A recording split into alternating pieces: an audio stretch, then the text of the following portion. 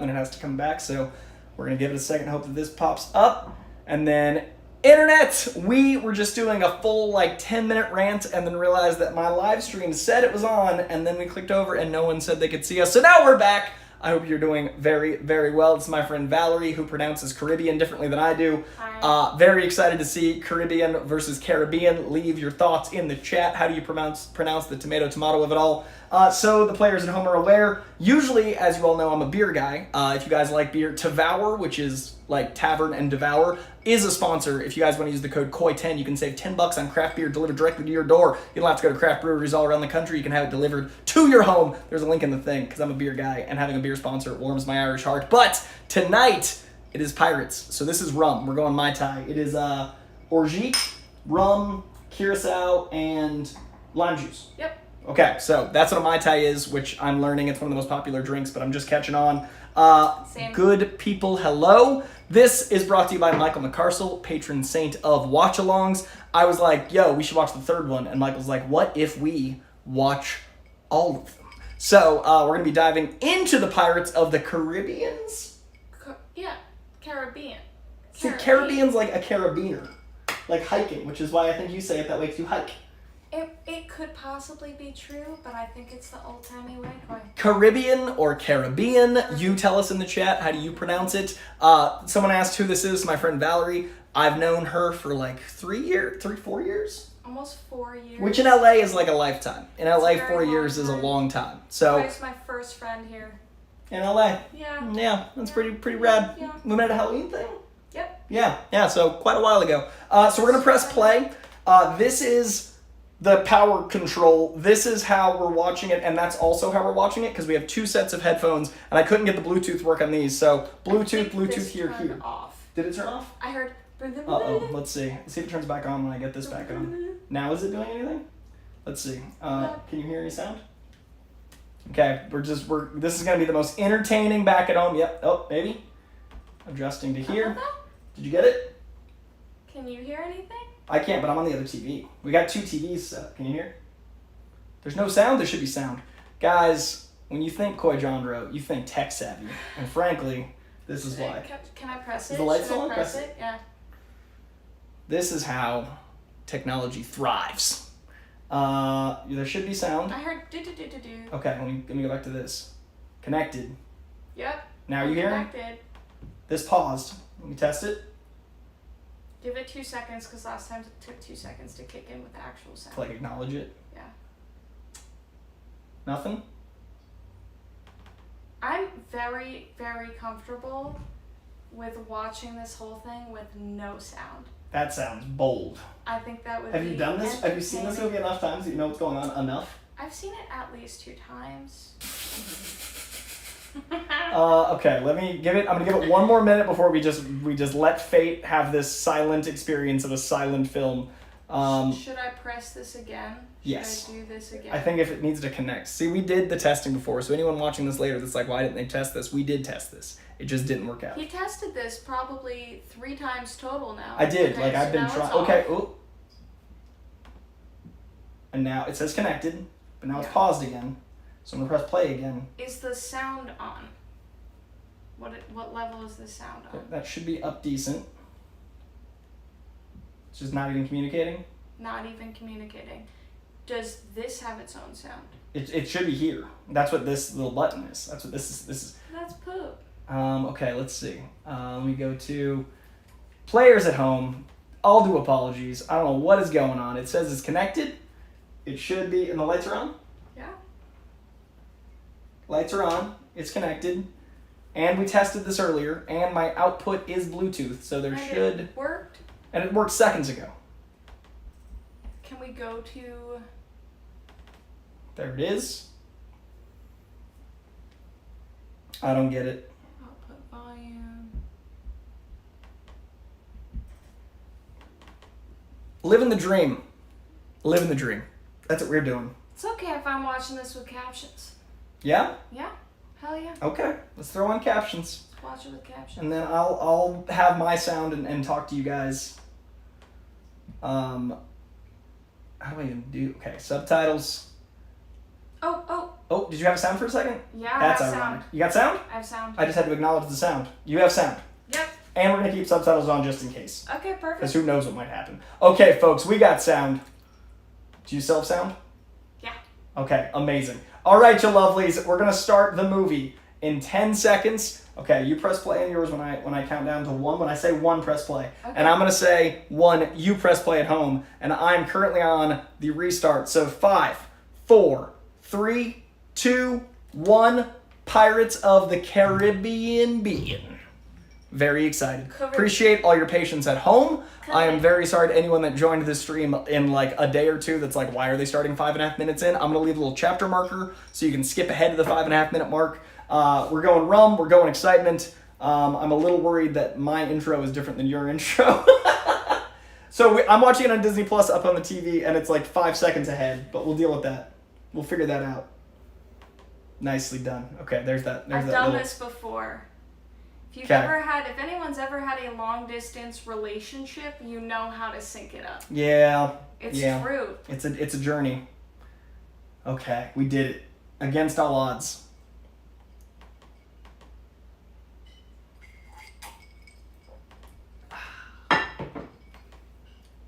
So close. Nicely done. Nicely done. Make it happen. There it is. Okay. Okay, now that we've got it synced up, let me give credit to this movie for starting so on point tonally. Like, this movie immediately tells you what it is, and there's a reason it was copied 100 times and why Disney, like, this is the bar. They put way more money in this than I think they would now for a first film. Like, this movie's budget is bananas, but they made 5 of them, so it was an incredible investment, but what a crazy gamble. This movie's high concept, high budget. Johnny Depp was a star, but he wasn't Jack Sparrow yet. Like, he'd been a star, left, came back. This movie's bananas.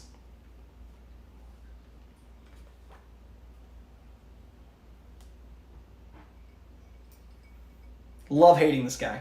I was literally just thinking He's that. so good at being like the worst. The He also worst looks like fucking Diet Chris guy. Evans. Yeah, he does. He's like a Wonder Bread Chris Evans. He's a Chris Evans 0. Yeah, Yeah. he's a Christoph Evans. Yeah. 1 calorie, not enough. Also, the casting for young Elizabeth Swann is top notch.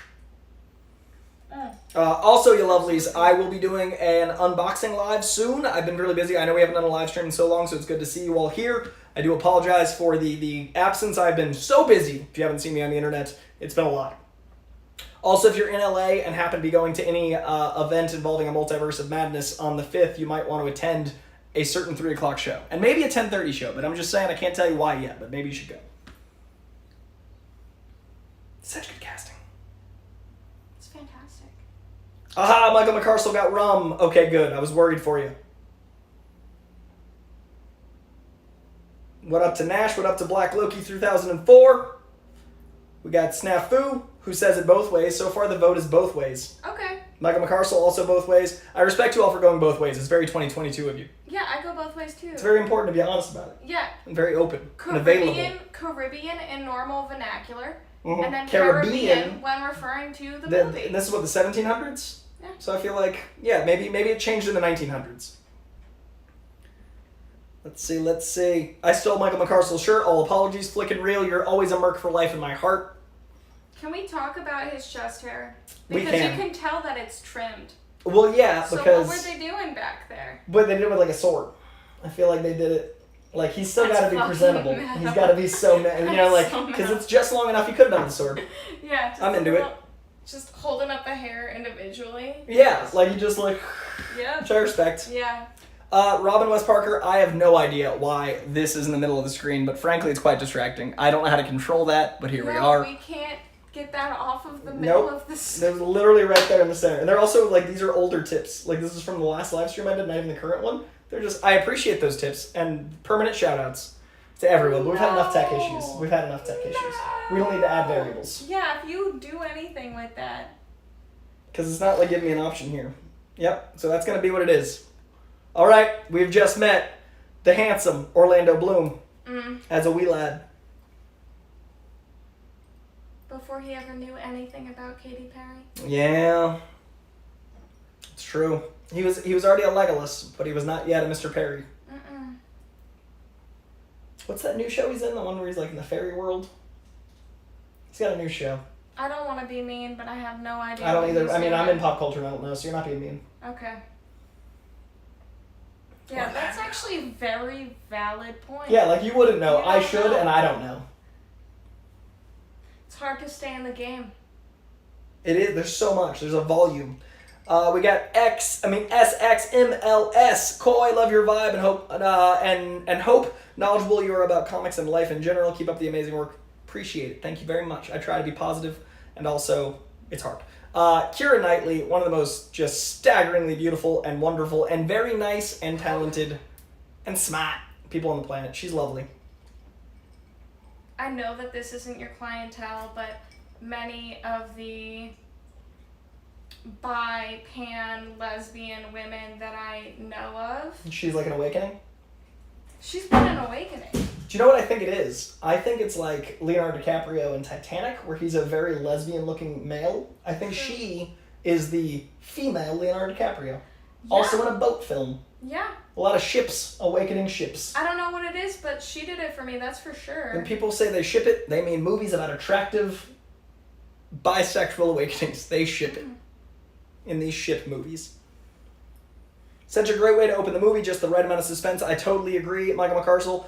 It's weird to watch this so casually, because this I honestly think is like a 4.5-star film. This is one of the great action-adventure movies, period, hard stop. I feel like it got so popular, it became that band that sold too well for people to like, unironically. Like, this is like the Kings of Leon of action-adventure movies, where they're a great band, but people shit them. This is a great film. Yeah, you know what? Actually, just like going off of that point, the fact that they opened up with that little song with the girl singing, that's a very early 2000 thing. Yeah. But they did it so well. And it felt that totally it's iconic. appropriate. Yes. Yeah, and it works later when you hear that song again because you feel connected to it. Yeah, because it's like, it's really in the pop culture, but yet it's its own thing. Yeah. It's just and this is 20 years old next year. Beautiful. 20 years old next year. Oh my God. This movie's 2003. I'm an old person. 2003. In 2 years, this movie can drink. Oh my God. I don't like that. Yeah, 20-year-old movie. And, like, it doesn't feel like a 20-year-old movie. I'll tell you something that I do like. Those shoes. I like those socks. ACell892. This movie is the best Jack Sparrow, in my opinion. It comes across as dangerous, cunning, intelligent, mysterious, deadly, seriously at times, with unspoken history all at once. He is an incredible Jack Sparrow in all of them, in my opinion, but his entrance in this is, I think, one of the greatest film entrances of all time. The way he arrives on a sinking ship is peak goodness.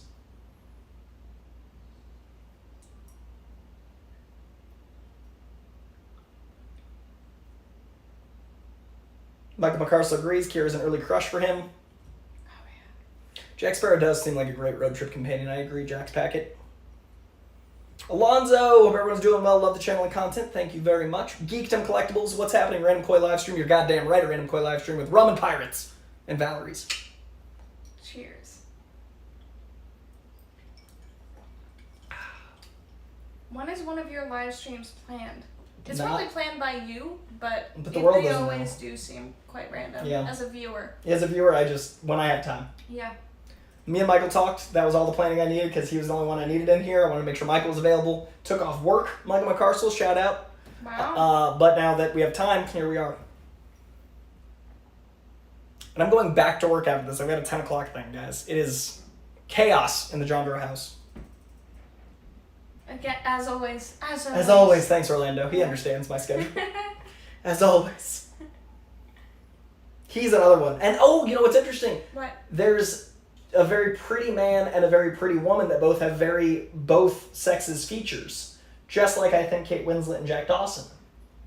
Oh my gosh, that's actually a very good point. I was thinking about how they have similar chins. Right, but like those two and these two are similar. It's almost like in like The Matrix, Carrie-Anne Moss and Keanu Reeves, both very similar in their hotness and facial structures. Yeah. I think and that leather. I think a lot of awakenings come from like, I find both this male and this female attractive, and they look alike. Yeah, this is like I don't know if I'm able to shout this out, but the siblings are dating. Yeah. Instagram. Yeah. That's what this is reminding me of. It's a weird thing. It's a weird thing, subculture. but people love it. Yeah, it's a whole thing. Love it. Here's that Bruckheimer entrance right here. We got a shout out to Bruckheimer. Says Pierre Jones. This is one of the great cinema entrances of all time. Coming in hot. Robin wishes I had even a quarter of Coy's energy. Nay, even an eighth. I am so tired. You guys have no idea. I've been getting 4 hours a night. I am very overworked, but I am here for y'all and happy that you think I have energy because I am a broken man. Yes, pirates ye be warned. You can always tell that Coy is tired when he's extra manic. Because I'm pulling at the fumes. Yeah, exactly. I'm grasping at the last dregs. Yeah. It's like you're not supposed to run out of gas because it's bad for your, like, the way it pulls in fuel. I'm that. Like, I'm just like... You're the guy who's sprinting at the end I'm Jack Sparrow. of the race, you know. Jack's always like... all you got. That is a perfect, Jack and I... noise for your energy personality. Set. Yeah, no, me and Jack... There's a reason I love this movie. Why is the rum gone? Is Pirates the first PG-13 Disney movie? I don't think it's the first PG-13 Disney movie, but I think it's the most profitable PG-13 Disney movie. I don't know. We could probably look that up. We could probably look that up. Should I? Yeah, because I'm afraid to touch anything at this point. What up, Motorola? That's why I picked up my phone. That's the move. Scott Welsh, hello. I'm working on the sleep, man. I'm working on it. I think in like mid to late April, I have a day off, and then right before Doctor Strange comes out, I've carved out 2 days off. So I will take 3 days off in the month of April. I need more than that, but that's where I'm at. Who do you think had the better character introduction, Deadpool in his titular film or Captain Jack in this? Well, Deadpool in his titular film has... It's a hard comparison. It is a very hard comparison. They are very similar characters, but one of them is a movie with an ensemble cast, one of them is the title character. So I'm going to go Jack just because it like launched a lot of ships. Like it did, it was needed to be that big. So I'm gonna give it to Jack just by a scotch. What do we got? What's the first PG-13 Disney movie? It won't even load. Your house we're is using a lot of energy. Well, no, we're also think about how much we're streaming right now. Yeah. Oh yeah, that's a good point, guys. Generally, we give this many chances. Right now, we're streaming on 4 different devices. If the internet goes down, we will have to reschedule because it's 103 degrees. So overheating is a high possibility. I'm doing what I can. Is it 103 degrees? It's 97 outside, it's 103 in here. I was like, because the AC. It's slightly warmer. But think about how loud the AC 70. is. Like if I turn that on, we won't be able to hear us or the movie. So like we have limited options. I've been very okay with the. Well, we're drinking rum in the Caribbean. Yeah, I feel cool. 103, we're vibing. But I'm warning you guys, if we go down, there might be no coming back. Motorola and those pics are incredible. Motorola took a bunch of pictures of me at WonderCon, which I used on my Instagram, which I appreciate very much. That was a fun WonderCon. I didn't even talk to you about WonderCon. I've been so busy. I don't know what it is. Sonic, WonderCon. You know what WonderCon is? We'll talk after. Yeah, we need to. It's the second biggest con in California next to San Diego. And I had a panel. Just me, like a Coy-Cast panel. I saw that you did. And I was like, oh my god, this seems huge and so good. But I don't know what this is. So like I said, you don't need to know Orlando Bloom shows. You don't know pop culture. And that's okay. That's why you're here as my counterpart, because I know too much. I shouldn't be here. I'm sorry. No, you're the everyday audience. Yeah, I'm the everyday audience. I'm the person to keep him balanced. That way he doesn't try to dive into the television. Frankly, Jack invited me, and I need to. I've been welcomed by Jack Sparrow. Here we are. I feel so good about it. Let's see what else we got. Efrain Guzman. Overall thoughts on Peacemaker as a whole. Loved it enthusiastically. Best thing DC's done since Harley Quinn show. Nash, if you don't mind me asking what do you do for a living? I'm a talk show host, pundit, correspondent, comic book expert, pop culture expert, and studios hire me to predict things. I'm a Schmodown manager. I'm a lot of things. I've got like 9 jobs, and I do them every 7 days. Like for all 7 days. So if it helps, sometimes I even ask Coy what he's doing. I'm a professional zealot. I'm zealous for a living. Yeah. Michael McCarstle says Jack wasn't even supposed to be the main character. Johnny being so good changed how they went forward with this series, as they should. Yeah, he was supposed to be a big supporting character, and then they literally made 2 and 3 about him, and then when he wasn't there, they fixed it. Robin says if the internet goes down, take a nap. There's no time for naps, Robin. I'd like a nap, though. Ooh, that's a nice comparison. Ivan Soto says, is Jack Sparrow sort of like Urkel? Not exactly the main character, but popularity made him the main character. Okay. He's the Urkel of the Caribbean. I could really see that. The Urkel of the Caribbean. He's just so charismatic. Truly. Motorola met kid number 2. Brand new kiddo. Got to meet 2 Motorolans. Kid Motorolans. Looking forward to C2E2 in Chicago. Incredible con. PR group in Chicago and miss C2E2 so much. Please enjoy it for the both of us. Now I'm just reading. I'm going to stop reading and watch the movie.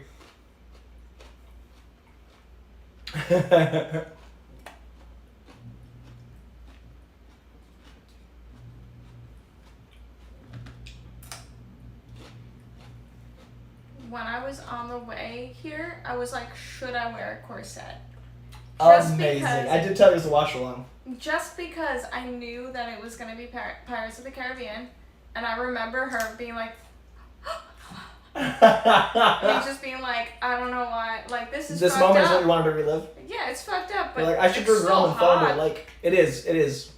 That's like the bondage thing to go along with the bisexuality thing. Yeah. It kind of like ties in. Disney tries to be this wholesome company, but frankly, we see little Easter eggs that they're of trying to hypersexuality. Like, mm-hmm. Yeah. And before it comes up, Messed up. gay, if needed, for whomever is in the audience, where I stand on the fucking chaos that isn't even a conversation that needs to be had. Fuck Which what's part going on in is Burbank. Oh no, there's this fucking there's anti-LGBTQ protesters outside of Disney because they're starting to like embrace a culture that is fucking normal. Like, love is love, and Disney's saying that, and there's fucking bigots outside of Disney in Burbank right now. Right now. Right fucking now. Whew, this is why I'm not on the internet. It's a lot. It's loud. Because I don't need to be seeing that shit. How are there protesters against gay people in Los Angeles? In 2022. In the year fucking Los 2022. Angeles. I don't know. But fuck them and the horse they rode it on. I wish them rectal cancer. I would actually agree with that. Because it's slow and simmering Mm-hmm. and can't shit. Yeah. I just think they that's what they deserve. Yeah. Yeah. I wouldn't try to wish cancer on anybody, but Here I am, doing it for you. who has got nothing to do so much that on a Thursday They're outside of fucking Disney, wasting their lives. Curtis Mason, producer of the channel. Curtis Mason, so much love to you and yours, good sir. The corset of life, the freedom. I love that Jack knows. He's also, he's never been to Singapore, so because Jack's worn a corset. There's so many great subtle jokes in this fucking movie. Very true. I think I've seen this like 14, 15 times. Because I was talking over the joke but knew it. Yeah, you've seen this quite I a love few this times. fucking movie. It's a great movie. Just when you hear the story, Jack told this too, right? Pierre Jones, so glad I saw this movie and its release date. I saw this in theaters multiple times. Loved it so much. Drove past the protest yesterday on my way home. Was very disheartening. Robin West Parker, my heart goes out to you. That is some bullshit. This has been going on. I'm sorry that I am so out of the loop, but You're happier for it. holy fuck. Happier for it. I am happier. Also, we get some history here. East India Trading Company, obviously a real thing. You got the fucking rum triangle and the slave trade and everything else. Do you guys know the actual reason Jack Sparrow is a pirate they cut from the movie? The reason he was branded a pirate from the East India Trade Company is because he considers slaves not property, and he freed a bunch of black people and said, fuck you, and that he was branded a pirate by the East India Trade Company. They thought it was too controversial and cut it. So Jack Sparrow is only a pirate because he freed slaves. That's insane. Where did you find that? There's an unreleased like complete script, and it's like a big scene in the whole thing, and that's where that brand came from. Jack Sparrow, fucking hero. Great. And of course this fucking asshole in the wig would have a problem with it. Yeah, of course. Also, the compass doesn't point north. Great foreshadowing. Again, the writing in this movie is one of the best written blockbusters ever because they lay groundwork consistently and some subtle jokes as the story moves.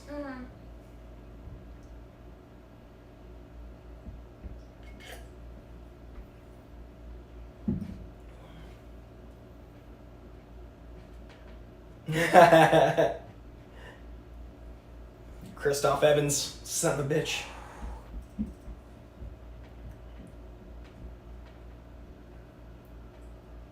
It's growing on me.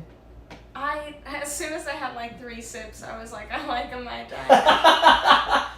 I think the booze makes you enjoy the rest. Right? That's how it works, though. It's a very hefty drink.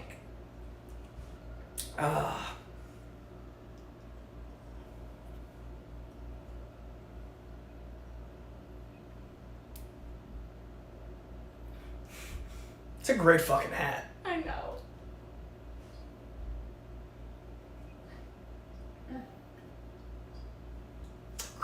Curtis has a great point. The Pirates movies were my defense for Disney buying Marvel back in the day when everyone was getting upset. That is a great example of Disney handling blockbusters well, and a great point, Curtis. Good call. Also, the tension, the score. This is one of the best scores, period.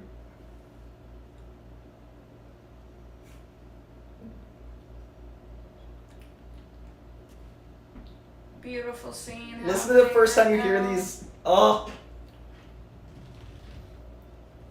Also, the ride at Disney is dope. This is better, and how they got this whole story out of that and made it this good of a blockbuster is beyond me from a ride, but it's also a fun ride. Do they have this as the ride? They have Jack Sparrow on a rope swinging above you, and sometimes it's Johnny Depp. But actually, Johnny Depp has showed up in costume and talked to the people and done that before. Yeah. Also, I may have gone to Disney and thought they were people and talked to them, and they were animatronics. That's hilarious. Yeah, I've had this as a dinner theater show. It was not. That's really funny. Aw, poor baby Coy. I have Sometimes a feeling you need this sleep. was 2 years ago. It's 4. That's 2 years minus the pandemic. Yeah, that's real too. I wish Zoe had a bigger play role in the sequels. I completely agree. But you know what's cool is Zoe Saldana, who is in this, in Avatar, and in Avengers Endgame and Infinity War, meaning she is in many of the top 10 highest grossing franchises of all time. She's in 3 of the billion-dollar movies, which is insane. Uh-oh, my Mac will sleep soon. No. Guys, we got so much going on. Chaos. It's going great over here. You got a charger? I do it, just don't know where I tucked it. There we go. Okay. Coy-Jandreau Studios. There's a lot. We literally have 4 screens going right now. I see. Can you take a picture of this? You want me to take a photo? Because I want to show the people at home what we did to get this to work with 2 of us.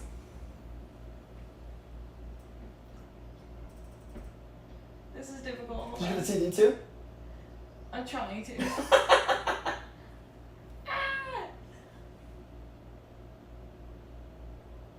Oh my god, it won't let me. There we go. Hell yeah. I appreciate you. One more with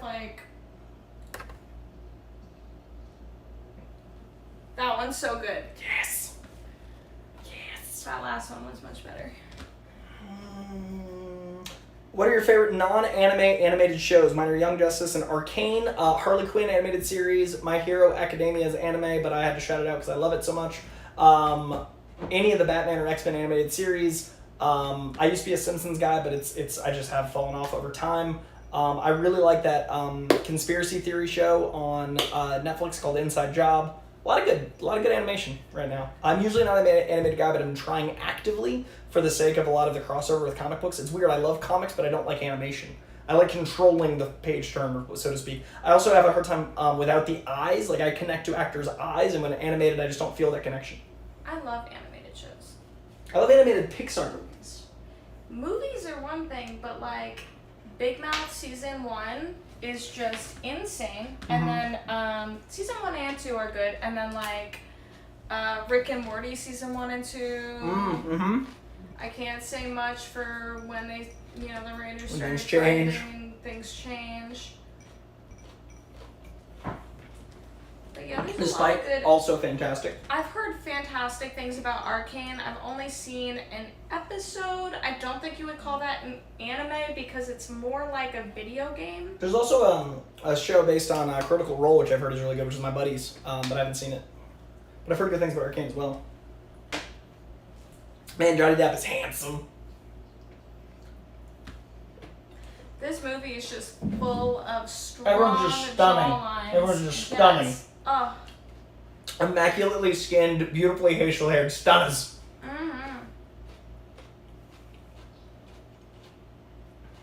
Wow. One of the greatest sword fights in movie history. I completely agree. Motorola agrees Arcane is phenomenal. Geekdom Collectibles gonna get some work for Patreon. Get after it, Geekdom. She was a Disney legend before RDJ. That's true.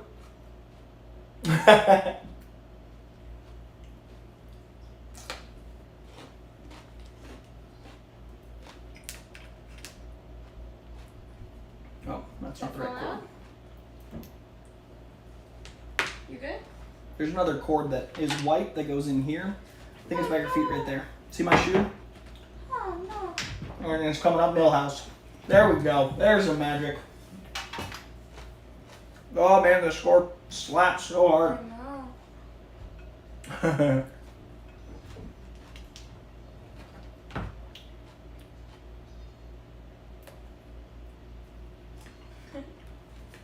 Also, excellent exposition because setup, location, backstory builds up, then lands a punchline. So you build two characters at once. You build Jack Sparrow's character and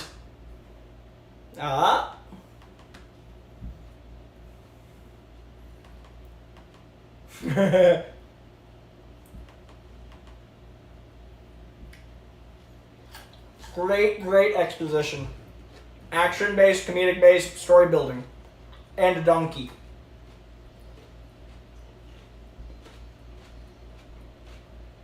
Robin Curtis is a producer, and Mike McCarstle is a patron saint of the Watchalong, so they both have that power. And yes, the sword fight having multiple purposes other than just action is integral for action to work. In action movies, if action is just about action, it's usually a pretty flat action movie, and it means the writing has gone poorly. The action needs to be about a lot of things, that way each punch lands twice, emotionally and physically, in my opinion. So would you call this an action movie or a drama? I would call this an adventure movie, because drama and action, because you're feeling emotionally adventurous and physically adventurous. Yeah.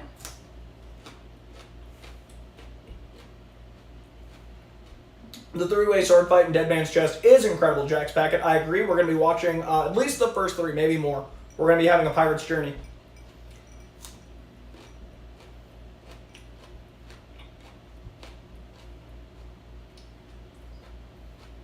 Clever. Just like a pirate.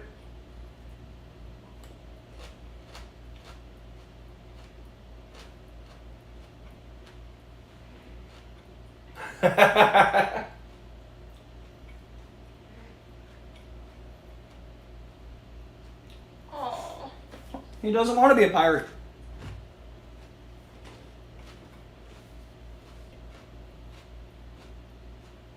Again, foreshadowing and dialogue. This shot isn't meant for you. Sets up everything in the third act.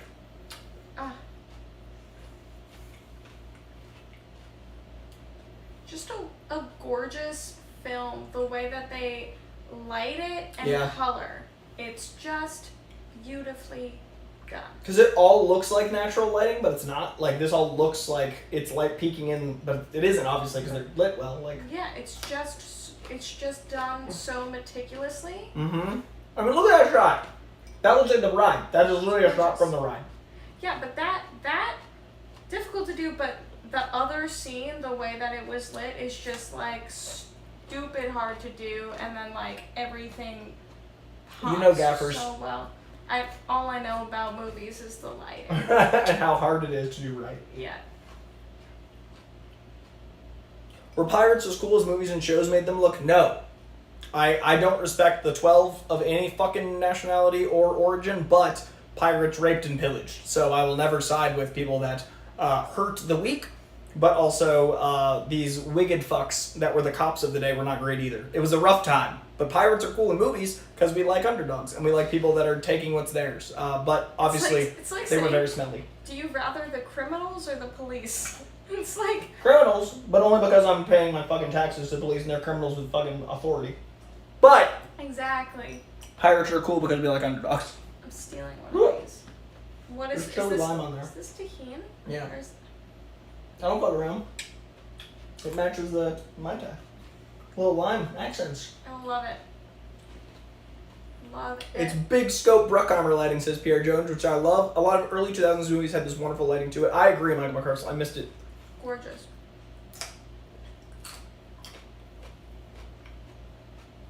Robin says, yeah, I would think pirates were bad people. Not great people. More in common with Attila the Hun than you'd like. But, like, desperate times, man. It was crazy back then. And every single one of these people stank to high heaven. Just the smelliest movie. If that was smell-o-vision, don't watch Pirates. No indoor really plumbing, lots of open sea. I was literally just about to say, if I had to throw my shit out the window like they did, in that buckets? Time. Yeah, in buckets. Like pee and shit in a bucket under your bed. And just put it out into the street. Yep. I would also probably do crime. Oh, like that. Because I'd be like, what is the point? Person. What's the point of anything? Exactly. And you lived to like 19. Yeah. We're all dead. Yeah. All of us. That's why they all had wigs. They had syphilis and shit. They literally wore white wigs because they all had like fucking venereal diseases that rotted their hair out. Yep. Shit was crazy. This Disney watch-along took a turn, you guys. We've covered a lot of bisexual bases, venereal diseases, awakening. I know. You know, Disney overlooked too many things. I think this is a really good opportunity to talk about syphilis. Some Disney executive stumbles over this watch-along and I'm like, fuck the 12. Syphilis.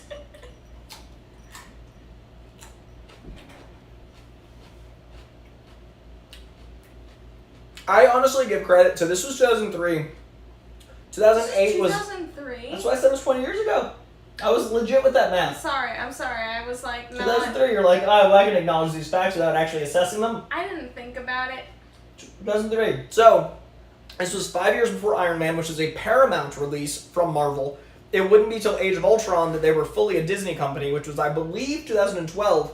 So this was 9 years before, if memory serves, Disney started acquiring Marvel. So this is a huge precedent to set, and this looks just like the ride. Disney really helped usher in a style of film that is still our standard today. Yeah, these guys. It's pretty wild because this is timeless as far as the execution goes, in my opinion. I mean, I can rewatch this movie too often. Like I said, I've probably seen it 15 times. I can't say that about many movies.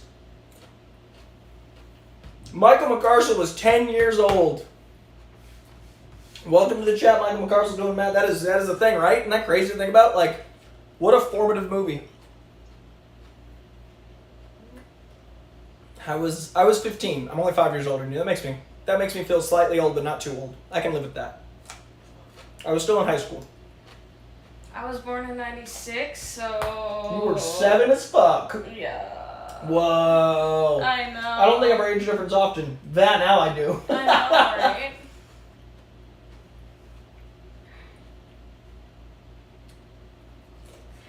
You know, the only time I ever think about our age difference is when I'm like, how the fuck do you have more energy than me? That's funny. It's true. I don't have the energy of a 30-year-old. Energetically, I'm like 40. But I'm the other extreme. I'm a fucking insane 5-year-old. Like, I'm a 5-year-old. Yeah. As far as energy is concerned, yes. Yeah. Like, so I've just maintained that for 28 years. Insane. That is a death in a Disney movie. Iconic line. Yeah, and a beautifully cutaway. Like, that death you still feel, but they got away with PG-13. This is a hard PG-13, and anyone that gives Disney crap, like, they went for it with this movie, and it was the first of them. Someone asked how I feel about the Pirate sequels. Third one's my favorite. No one agrees with me. That's why we're watching all 3. Pirates 3 fucking slaps. I don't agree with you. You don't agree with me? The third one's like a drug fest. Like, Johnny's like with a bunch of Johnny Depps carrying him around and shit. Yeah, I literally have seen that one time. That's why, okay, join me for all 3. When are you doing the next one? Next month. We're doing them each month. Each month? Yeah, one a month. So we'll schedule May, second one, June, third one. I'm doing it. It's because you're going to see the third one a second time. Yeah, I'll watch the third a second time. Only in this way, though. Because this is fun. It's so interactive. This is fun. But if I had to sit down and watch the third one... Oh, it's a blast. Nuh-uh. And without announcing this at all, we had 20 people in here. Some very brutal kills in the sequence, I totally agree. The first Avengers, when it came out in DVD, was my go-to sleep movie for a solid month. Respect Motorola. I'm only a year or so older than Mike McCartle's little sister. I assume that's you, because little sister. One word, coffee. Dude, without coffee, I am literally the worst person you've ever met. I'm just a stump. I don't know who Mike McCarstle is. Oh, he's the one that sponsored this watch-along. He's got that blue. Have I met him? McCarstle. No, he's my friend from Louisiana. I've met him. Good dude. I can't believe I haven't met him. Pretty cool people. See, I thought that this was going to be with the other person last time we did a watch-along. Jake? Yes. But you're Jake now. Producer Jake Jake is now? Fast 5. Yeah, no, now you're my guest. I like the tenors, but I also like the tours. Like, the big thing is fun, but this is also fun. Yeah, this is because it's less chaos. Fun. It's different. It's a lot less chaos. I don't feel very like... The stakes are lower. Yeah, like when I need to refill this, you can casually I'm gonna do that. go casually. And since there's two of us, I can pee, which I never get to pee in the other ones. That's amazing. Look at you. Hello, puppet. Parlay. Barbossa is the most underappreciated Disney villain. I'd say he's in the top 5, and he's never in the conversation. Wow. You have to be on LSD for the third film. Well, the thing about LSD is sometimes it's a lifestyle, and sometimes you don't need it to experience it, if you know what I mean. I don't do LSD. I have started casually sometimes smoking some sativa. Okay. Again, you haven't I don't seen do you weed. in a month. I haven't seen you in 4 months. I haven't seen you since Christmas. Jesus. I haven't seen you since December 12th. How? It's been 4 months. How have we I'm done so busy. this? I'm crazy. That's why we're gonna do Pirates It's together. heartbreaking. Yeah, we're gonna do Pirates again. We're not doing that again. Nope. No 4 months. 4 months. Legit though. It's crazy. That is crazy. That's the longest time we've not seen each other since we've been friends. I know.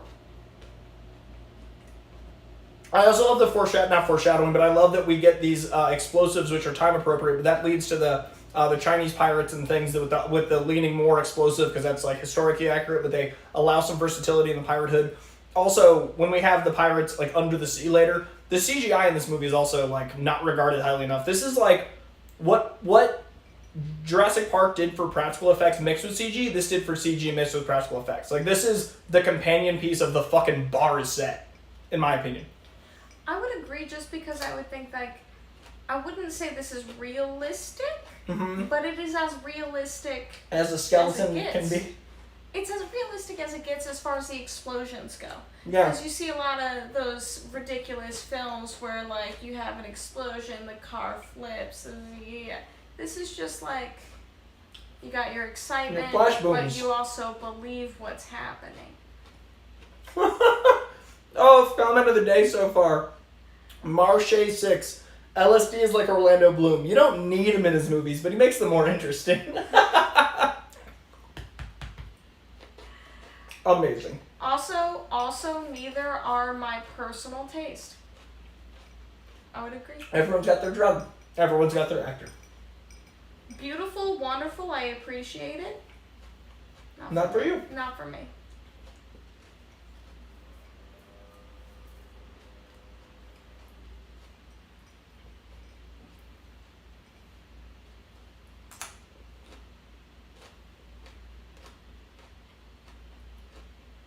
Oh, there it is. Beginning of the awesome CG. Look at that. It still holds up 20 years later.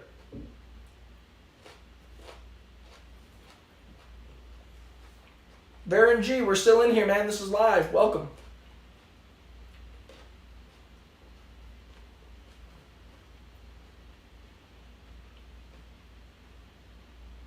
And now he gets the idea for the trick he's going to use in an hour and a half. They laid the groundwork so well in this movie. It's written like it's a actual play. Right? And it takes its time, but it's also never boring. I do love how grimy and dirty this movie feels. Everyone looks sweaty and gross, which is just so accurate. Yeah, this is the smelliest movie if it was in smell-o-vision. Like, look at that. That's gross. And yet, like, the sweatiness is just, like, kind of attractive. I mean, it's because of the people the sweat's on. Yeah, yeah. Keira Knightley's sweat and Johnny Depp's a different sweat. Yeah.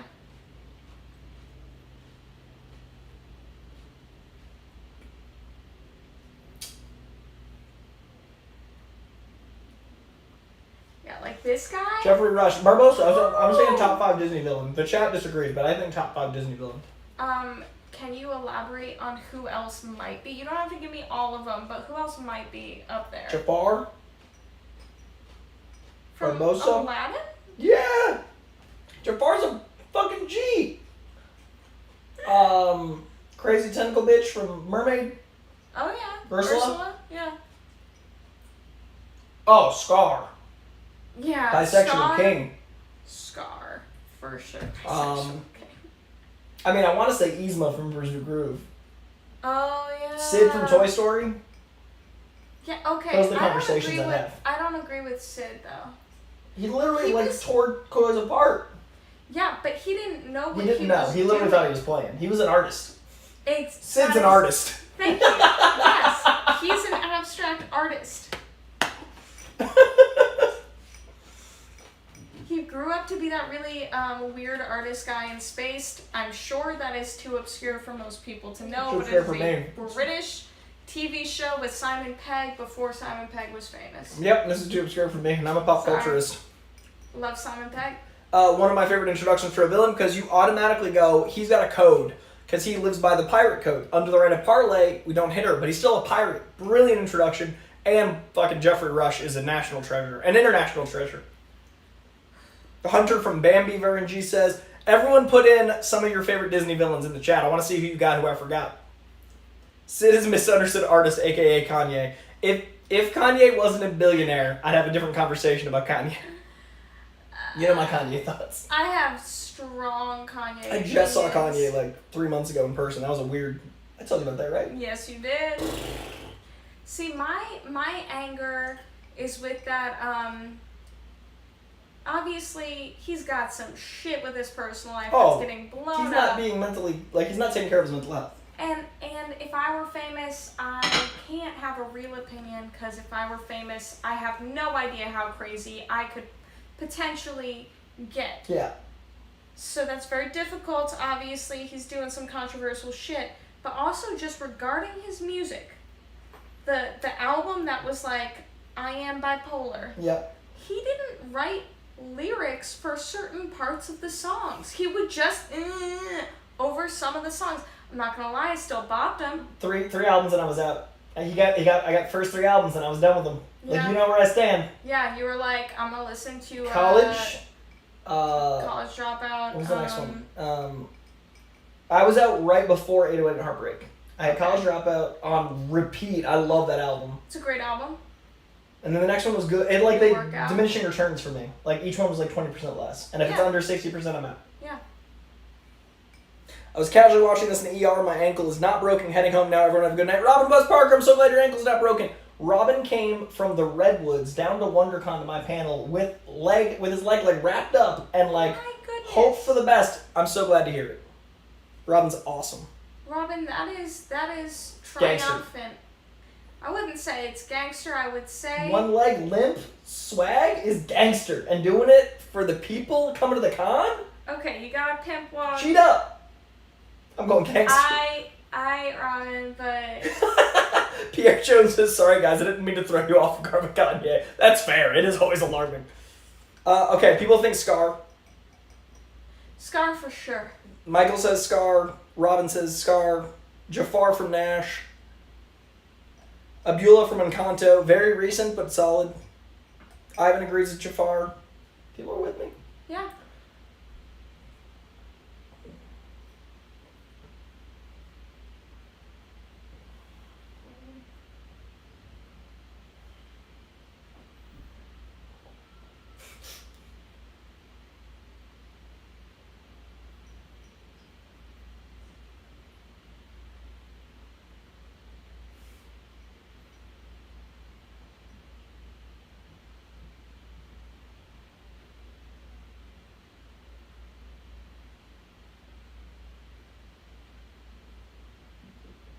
He is so good.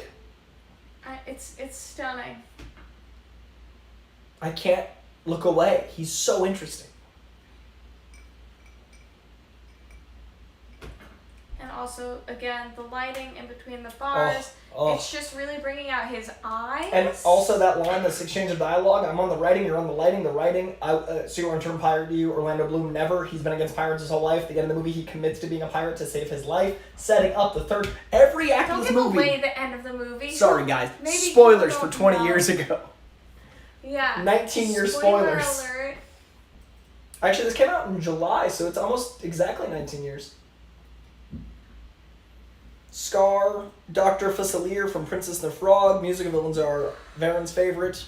I still haven't seen Princess and the Frog, but also Loki, I haven't seen most Disney movies, so...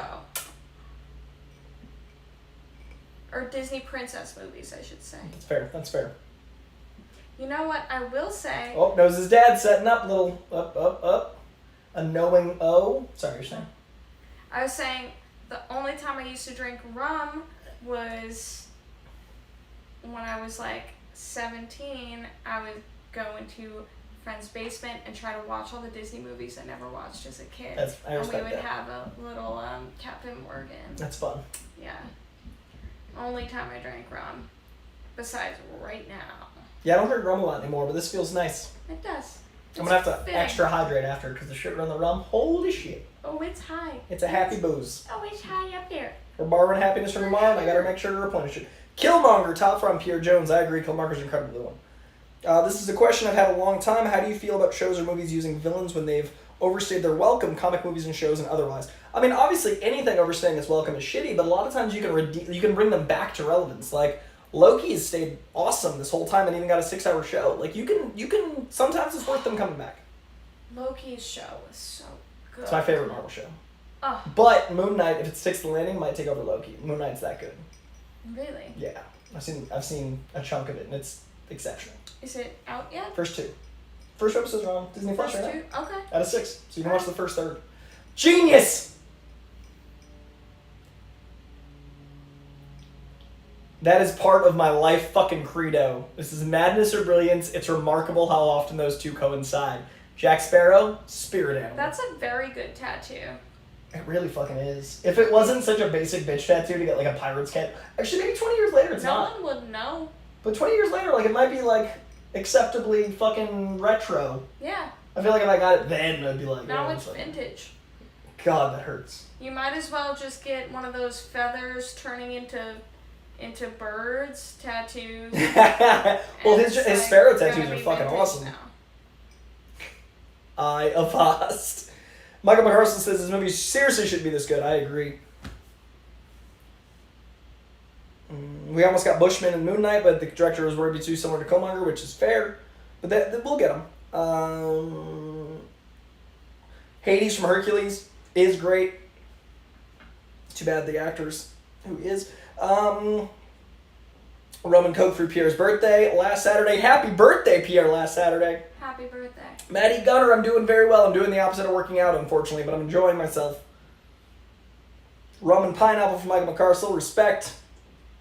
Another iconic line. This movie's so fucking quotable. This movie's like so good. It is like actually, this is a shot. Like good God. Rewatching it, I am realizing how many beautiful quotes. Quotes, frames, score, acting. Like no notes. You keep bringing up the score. I'm wondering who did the score. I think it's Hans Zimmer. It sounds like Hans Zimmer. Of Let me course. If you can look. Yeah, I'm afraid. I realized I just leapt at it.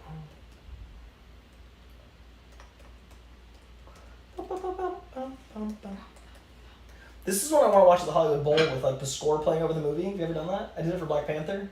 They do a full concert where the whole live orchestra plays the score over the movie, and they have actors do the singing and stuff, and they have like act it out, and then the movie's behind them. When? And I saw Black Panther with like the whole. They do it like over the summer, so they're probably starting it soon. Okay. We have to go do. We gotta do the. Yes, exactly. Yeah, 100%. Because I can walk from here. We could drink and walk. It's a 1 point something.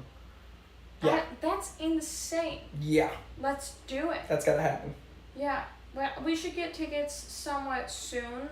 Agreed. Just because they like the good movies sell out. Like last year, I wanted to watch. This is funny. Sorry to interrupt. Klaus Badelt is credited as Pirates Caribbean's composer and conductor. He was hired by Hans Zimmer to write the music for the first film. So my hearing Hans Zimmer, it's like his protege. Didn't mean to interrupt, but it's kind of cool that like it's his sound. Yeah, it sells out like motherfucker. Yeah. We should. Okay, cool. What? The callback from 5 minutes ago, the best pirate I've ever seen, worst pirate I've ever seen. Fucking script. The fact that you can talk and like know it's not. Host You've boy. seen this movie. But I also have so two different times. things of RAM. Like I can actively listen and tell you what they're saying right now. Yeah. Like it's why I do what I do. It works out. Also, this is foreshadowing him knowing about his father and this whole setup because now we see why he's manipulating him. He's about to find out like all that.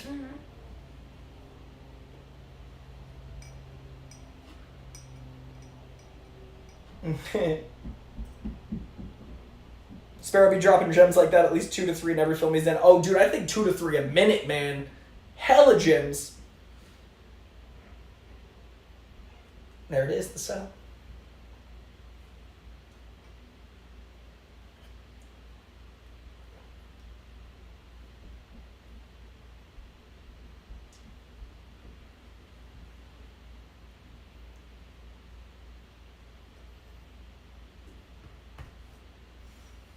scallywag, slept on expression.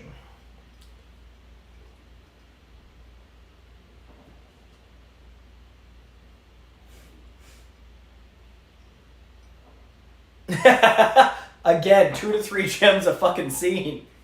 Oh.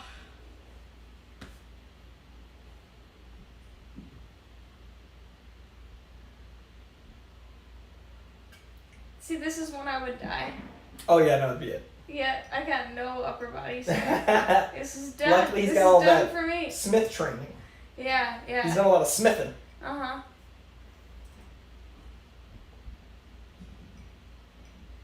Everyone's arc is so fucking good. His arc of redemption while still being a pirate, but us loving and trusting him by the end, but still not trusting him fully like Deadpool. Fucking his arc of accepting like his family's situation. Elizabeth's like being against the royalty but being royalty and accepting her place in the world and wanting to be better than that. Like, also beautiful. 4.5-star film, damn near perfect. And to be honest, 5 stars I've only given to 18 films because it has to be something I can rewatch like once a month. I can rewatch this often, and the only thing that keeps it from like that 5-star is like honestly just personal preference. Most of the things in my 5-star are just like so specifically me, and this is just very, very exceptional. Like this is an A. Give me an example of the 5-star. I don't need all of them. I just need one example. Like No Way Home's a 5-star film because it's like my whole childhood and my whole adulthood put together. Like that's Spider-Verse is like I saw a comic come to life. Fight Club, it gave me my foundational philosophy on like what it means to be anti-capitalist and actually be someone that like doesn't abuse toxic masculinity. Matrix gave me my religion. Like those films reloaded my molecules. Mm-hmm. But 4.5 is literally everything short of fucking loading my molecules. Yeah.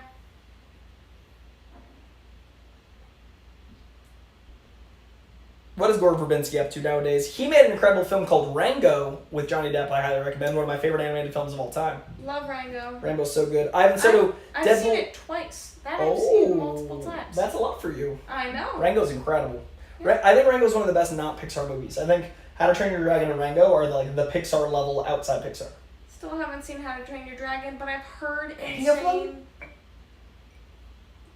It's like you're looking at me like I've personally hurt you. I just can't fathom it. Like I've come after you in some way. I think there's only 3 perfect trilogies and it's one of them. Really? In the history of cinema. All of them are good? All of them. 3 perfect trilogies, I think, are the Before trilogy, which I know you haven't seen. The Back to the Future trilogy, which I know the 3rd one drops down, but it completes the experience, and the How to Train Your Dragon trilogy. The rest have weaknesses. Lord of the Rings is very, very, very, very close to me, and it might be the 4th, but it's not quite there. Lord of the Rings has a movie that is trash garbage. The problem with Lord of the Rings is that Hobbit... I taste the Hobbit. Oh my god. When I watched The Hobbit, fun fact about me, I watched The Hobbit in theaters, really excited about it. I'm a big fan of Lord of the Rings. We watch that at my house. Anytime one of us is stressed, we'll just put it on in the background. We always do that. I watched The Hobbit one time. The theater set on fire and we had to exit halfway through. And I have never been more relieved by fire? About anything in my life. We didn't know what had happened at first. That's amazing. But the alarm went off and I was like, I don't care. God. This was in the time of the shootings happening and stuff because it was way so back relieved. when I was in high school. And I was like, listen, we're gonna exit over there. Definitely not a shooter over there. And at least I don't have to watch this fucking movie. Hobbits are rough. And it's not fair to judge the Hobbits and Lord of the Rings in the same, but I can't escape my mental. Yeah. I think Lord of the Rings is perfect, but I can't escape the Hobbit. Have you seen The Wheel of Time? No. Have you seen... That surprises me. It's an Amazon I struggle series. with fantasy. Me too, but a friend got me into it. I haven't watched the whole thing. Okay. It's an Amazon series, and it is really, really deeply connected to Lord of the Rings. So if you like Lord of the Rings, but you want more, or you want the same feel, but in a show, you got it. I won't say it's like season 1. I won't say they got everything See, that's hard for out. me to commit to, getting somewhere. You know what I mean? The amount of time I have, But you already know the preface. You already know the But I evil still gotta people, get through the good people. the first season. You know what I mean? At the end of the day, I gotta put in the time into it. That being said, I do think How to Train Your Dragon is a perfect trilogy, and that was the merit in there. Someone said Deadpool not trust. I think Deadpool is true to himself, and that's tricky with Mercenaries. I think he always thinks he's right, but I wouldn't know if I could trust him with his own moral compass. It has Matt Smith. Well, you didn't say that. My boy Matt Smith's in it. I forgot who Matt Smith. Oh, Matt Smith. Yeah, yes, yeah. My boy Matt Smith. That's all you gotta say. Okay, now I'm gonna watch it. I never knew. Nash. I didn't know his name. My boy Matt Smith. I fucking love that guy. I didn't know his name until I think you did an interview with him. Yeah, recently. I liked it. I'm He's not gonna say delightful. that I watched the whole thing. It's but 4 minutes. Valerie DeFino. It is 4 minutes. Maybe that one's 5. Ouch. It was a delightful interview because we're boys hanging out. It's a good interview. Didn't make it 5 minutes. I didn't watch the whole thing because I'm busy, man. I'm doing everything. I got a thing at 10 p.m., bruh. That's my impression. You and I talked last week, and I made time within a week for us to hang out. True. Like within a week. Yeah, no, I'm just fucking with you. That's like. I'm just messing with you. Okay. Captain America trilogy is damn close. That is a solid trilogy. Captain America 1 is the weakest of them for me. 2 is a perfect film. It's my second favorite Marvel film, and 3 is. So yeah, it's real close. Wait, what is your second favorite Marvel film? Winter Soldier. Winter Soldier is a fucking 5. Actually, I think it's one of my 5 stars. You didn't like Winter Soldier? It's a fucking espionage thriller with like an incredible action set piece. Winter Soldier is incredible and terrifying and awesome. Chris Evans is peak that fucking Winter Soldier outfit. The fucking don't trust governments or people in power. The amount of villains they put in there. The Scarlett Johansson relationship. The action choreography. The fucking tone and pace. The score. What is wrong with Winter Soldier? It's a perfect film. Let me come back at you with a yes, his booty looked good. His booty looked great. His booty looked great. But, okay. It's better than his ass. The espionage aspect, I don't feel like they prepared people, the viewer. I'm the viewer, right? I don't think they prepared people for it in the commercials. That's a good thing. You go in, you don't know what you're expecting, and all of a sudden, boom, you got espionage. How old are you when you learn the government shouldn't be trusted? My dad's a conspiracy theorist. So you're teens. Yeah. Were you prepared for that? No, before the teens. So you're in a different situation, but going into a movie, like, a lot of people are like, oh, fuck, I'm an adult, and I'm, like, there's no system that actually helps me? Well, okay. We all went through that in real life. Let me get through my points first. Okay. So you got the espionage Sorry, Barbosa. thing. We know this is good work. My issue is I like the espionage thing, but I wanted to be prepared for it. I didn't know that's what I was going into. I think it's thought better I when was you're not going prepared. into You feel like I something. hoodwinked. What had come before that? Like Thor? It was Thor, something like much more Thor. lighthearted. Yeah. Okay, so then you come into this and it's like dark. It's a maturation. lightning. It's post-Avengers maturation. Yeah, it's just gloomy. And then on top of that, you have this Scar-Joe relationship where you're like... They're friends that flirt. They're friends that flirt, but how much did they do that before this movie? That's because Chris Evans and ScarJo are friends that flirt. There wasn't good... Okay, yes, but... But you gotta see the movie by itself. By the movie by itself, it totally works. Yes, but if you are Monkey putting suit. it in the context... Of the universe? Of the universe. But I'm talking about you movies don't as see individual 2 hours. You don't see the build-up. That's fine. For me, that's okay. So because when I like came each movie feeling into unique. it was all of these surprises that you didn't want. Oh, I wanted every one of them. Okay, live chat. Winter Soldier, slaps or not slaps? Were you prepared for this ScarJo thing, or were you like, they're throwing anybody at him? Because she needs to be with so-and-so. She doesn't need to be with him. Oh. She could be with someone better. Nash says, sorry to get your hopes up. He's in a series called House of the Dragon, not Wheel of Time. Got the two confused. That's a Game of Thrones series, and I'm actually going to try to get some press on that because I love my boy Matt. Captain America Trilogy is excellent. Michael McCarstle agrees. I still like First Avenger. There's some threads that kept through the entire Infinity Saga there. That's totally true. Winter Soldier for the win. Chloe Kenny with Super Lab. Winter Soldier for the win. Drew, Winter Soldier is tops for me. Ivan Soto, Winter Soldier, a spy film that happened to have superhero. They're on my side. That's because you guys are really into the universe. We are. I'm talking about just your everyday human being. You're like, I would rather ScarJo with the Hulk. Winter Soldier 8 years ago this week. Wow. Fucking crazy. I was not Wait, no, impressed. not 8 years ago. Okay, 5 so years who's ago. in 5 the years Wheel ago. of Time? Who's the white boy in the Wheel of Time? There's Pierre multiple white Jones. boys in On the Wheel day of that Time. Winter Soldier released, I quit my job as a KJ. I don't know what a KJ is, but tell me. Oh wait, here you go. Ivan Soto says, I get what she means. Some people do want to be prepared. This scene is fucking excellent. I'm sorry, we're not watching this incredible debut. Look at this like play they're doing with skeletons. This scene is so good, and it's got like almost cheesy choreography, but it works in the tone of fucking skeleton pirates. Almost cheesy. Her this is cheesy, but it works. But it works. Yeah. But it works. But the tone has been both serious and cheesy. That's a fucking fine line to walk. I'm excited about Doctor Strange 2, Dimitri. I'm worried it's going to be a little short. We got Slaps Hard as Hell, Winter Soldier Slaps. Yes. This Pirates of the Caribbean watch-along is brought to you by the expression slaps. Do you know these people? Any of them? I do not. Okay, well then I guess. I've talked to Rosamund Pike. I was in Surrogates with Bruce Willis. I worked with her.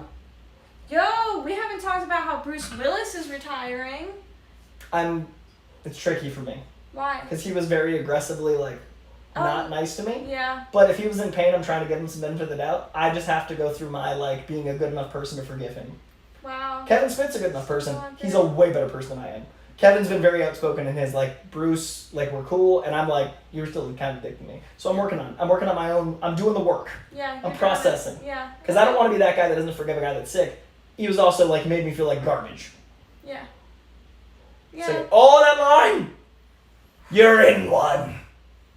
God damn this fucking movie. This right here, it's one of the best moments in cinema. Weirdly seared into my cinema. mind. I was like, yo, this is iconic. It really fucking is. It really is. Oh, Pierre Jones was a KJ, a karaoke DJ, and then he quit the day Winter Soldier came out. Respect. Karaoke DJ? Yeah. That's the thing. The dinner with Elizabeth and Barbosa to this too. Yeah, all these scenes are fucking great. Mike McCarstle. I'm so glad we're watching this. I apologize if it's more chaotic than normal because I haven't seen my friend Valerie, but I'm enjoying the vibe. Winter Soldier slaps with metal arms as Curtis Mason. No votes again, but Ivan Soto did say he understands where you're coming from. I didn't say it was bad. I just said I don't think for the viewer it was the best. Okay. I think that it's great. It fits into the universe. I think it's the second best movie. But did I want that? Have you seen No Way Home? Of course. The second best No Way Home for me. I wouldn't put because No Way Home, you have this beautiful amalgamation of just things just coming together. It was gorgeous. It was well done. All these things tie in. That's why it somehow overcame a long-term favorite. Shit, holy fuck. I just said it was 8 years ago, and then I said that can't be right and said it was 5. It was 8 years ago. That's 2014. Oh my god, time is insane. Winter Soldier was 8 years ago. What the fuck? Time is strange. Holy shit, that was 8 years ago. Don't think about it. I just had a little mini stroke. Let's not little baby think stroke. about it. Let's not think about it. Yeah, Zoe Saldana! One of the only people to be in multi-billion-dollar films and hella franchises. What a boss. And yet, why isn't she a household name? She's a household face, I feel like. She's a household face, but why isn't she a household name? I have only heard good things about her, and that is not common for someone of her stature. She should be. I feel like she's the type of person where she could probably still walk around and not get recognized. To a point, I think. Even with her iconic face, I think more than either of these dudes, and she's been in bigger things. Yeah. Also, seems like a G. Seems fucking awesome.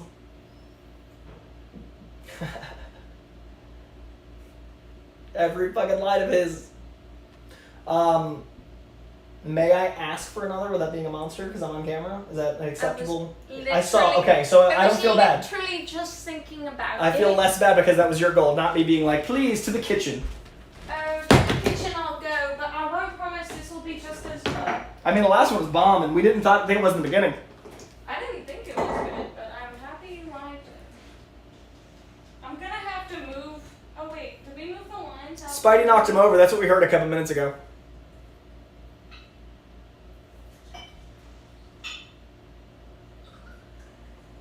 Why does Zoe Saldana pronounce her last name with an N instead of an N with a little thingy over it? I don't know. I've never asked. I don't know. That's a good question. She should watch the classic Robert Redford movies, then rewatch Winter Soldier. That's a good point. It is very Redford, and I think people that knew Redford maybe got a lot more out of it because we were expecting the espionage that we got. But again, she's seeing it as the whole universe, and that's a different thing. No Way Home was a masterpiece, but the ending depressed me. I think some depressing endings are needed because life's depressing at times. I'm disinclined to acquiesce to your request is a top 5 favorite line from this franchise installment. I totally agree, Jack Baggett. That line fucking owns. Ivan Soto asks, Coy, do you think America Chavez can make an impression when there's other main characters? I still wish she would have been introduced to a TV. TV show so we can get to know her completely. I think she was supposed to be in No Way Home. And she was supposed to bring Spider-Man into the universe with portals, from what I've heard and seen in footage. But we haven't gotten there yet, so I don't know if we will. I don't know how she's going to be introduced, but I do trust the team to make that a worthwhile way to bring her in. Like, I do believe in them. I just realized this got unplugged, making moves. Wait a second.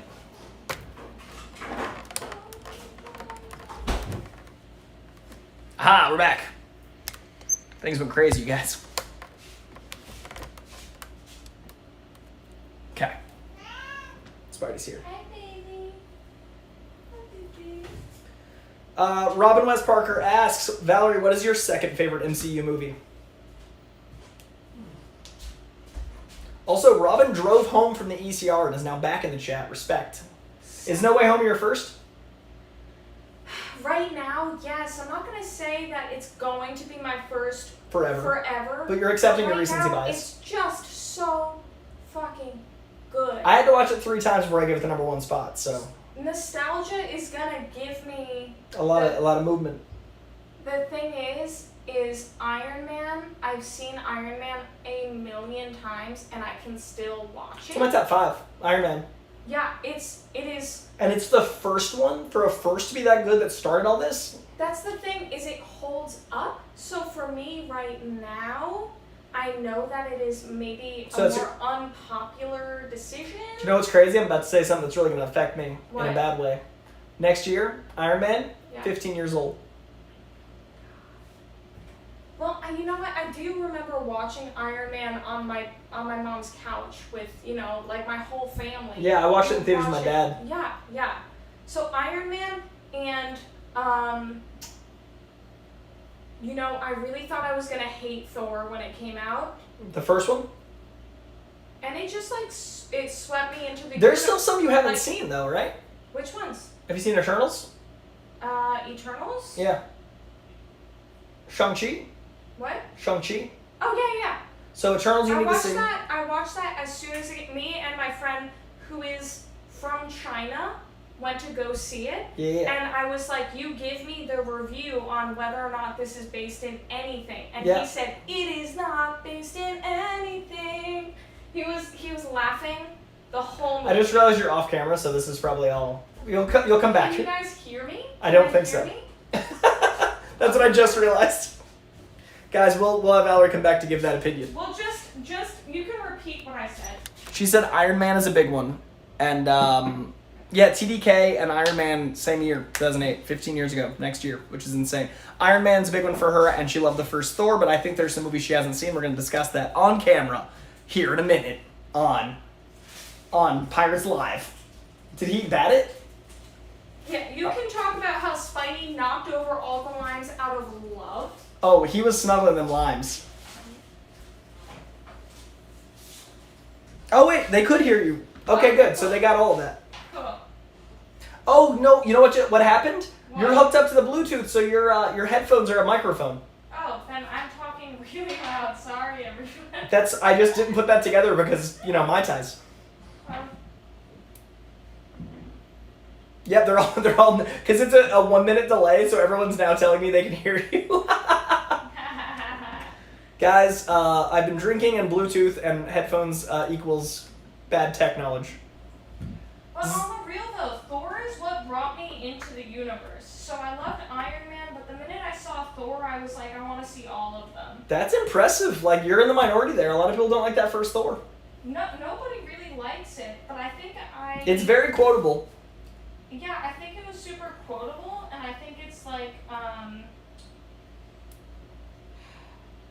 don't know, it's got like some sort of charismatic aspect to it. Yeah? That I was like, oh, they can do more than just the one stupid action movie about... So yeah, it was more that you saw the expansion as an option. What's interesting is you see it as a big franchise, and I try to see them as individual films, and that's kind of the thing that separates us. Because I think Winter Soldier works, whereas that's your issue. That's so funny. That is actually very true. I have to see it as a connected thing, or I'm not. So you're seeing it as more of a TV show, whereas I'm seeing them as movies. It it is like extended. It's modern TV shows are like, miniseries are like an hour and 30 minutes per episode. Well, and like it's 35 2-hour movies plus 6 hours of show times 6. Like it's at 70 hours. Yeah.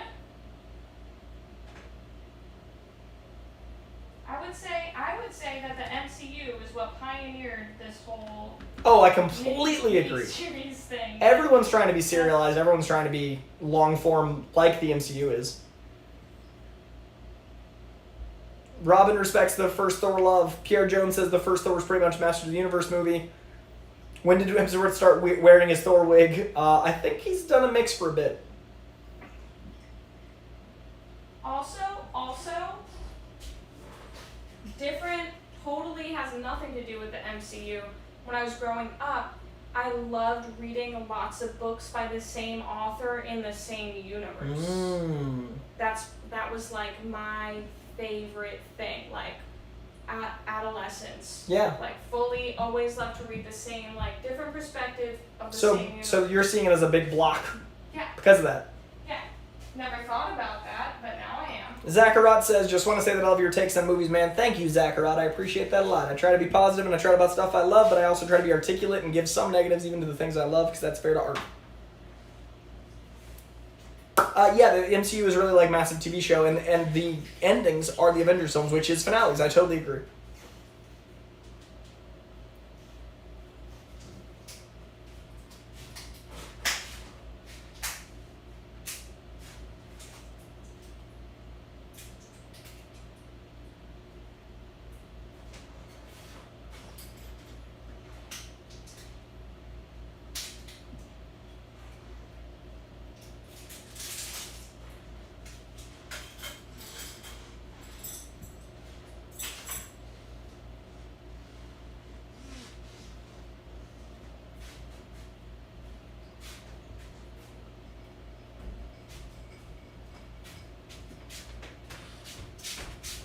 Oh, we back. Oh, shit. Yeah, my ties. Hold on, because I got a whole other thing that does not even go along with the Mai Tais. Oh, boy. Oh, is it frozen? Just barely.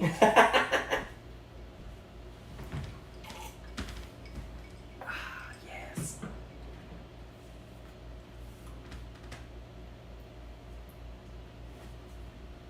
This is going to be right here. Okay. Smart on the plate. Welcome back. Hey, I'm excited.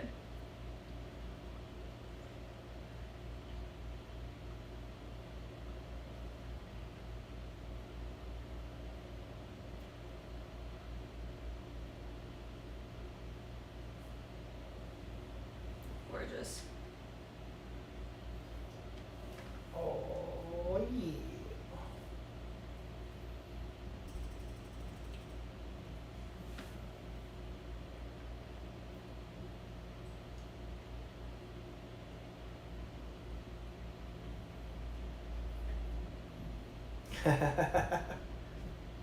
It's insane how long the third act of this movie is, because we got an hour left and they're going into the third act, but it's so big.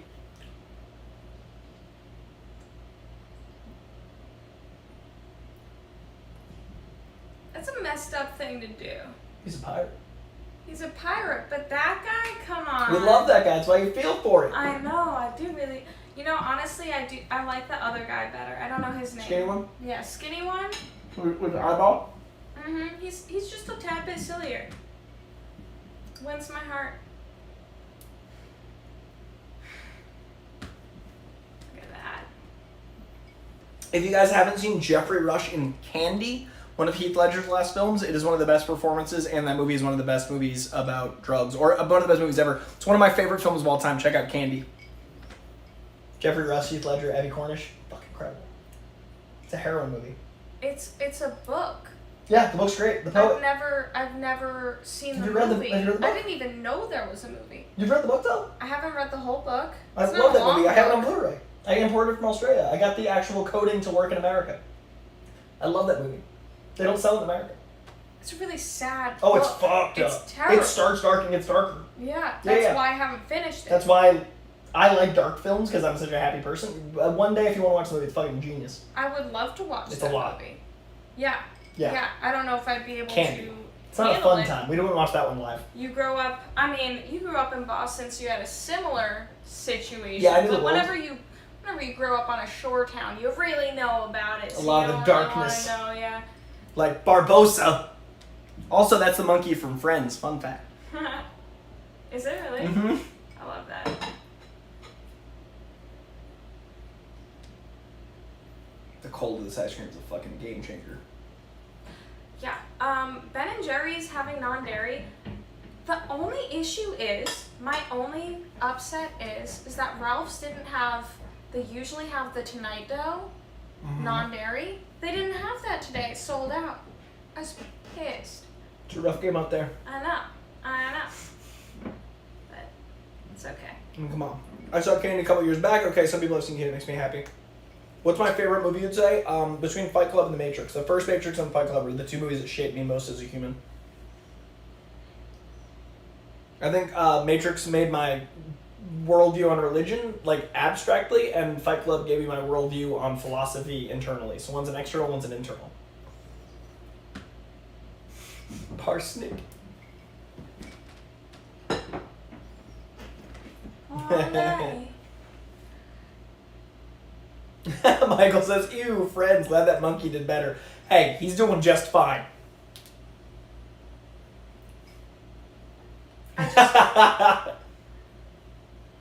I just found out I don't have to go into work tomorrow until 9:30 a.m. That is way better.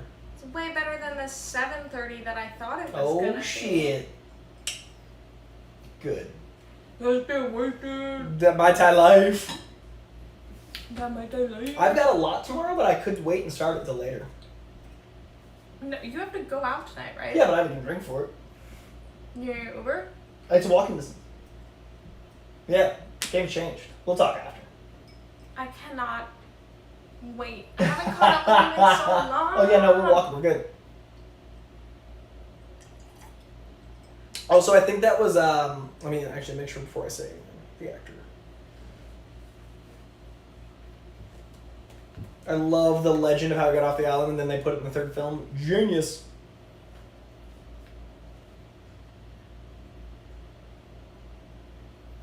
Martin Kleba, the little person from this movie, I believe was in Project X with me. And he was such a cool dude. Let me see. Double check. Cause that'd be not good thing. I'm trying not to be a monster, but if like he looks just like, hold on. Jesus, when was Project X? Okay, good. He's an awesome dude, and he was super game for all the insanity, and he's a nice guy. He's just very intense because he's got that intense face.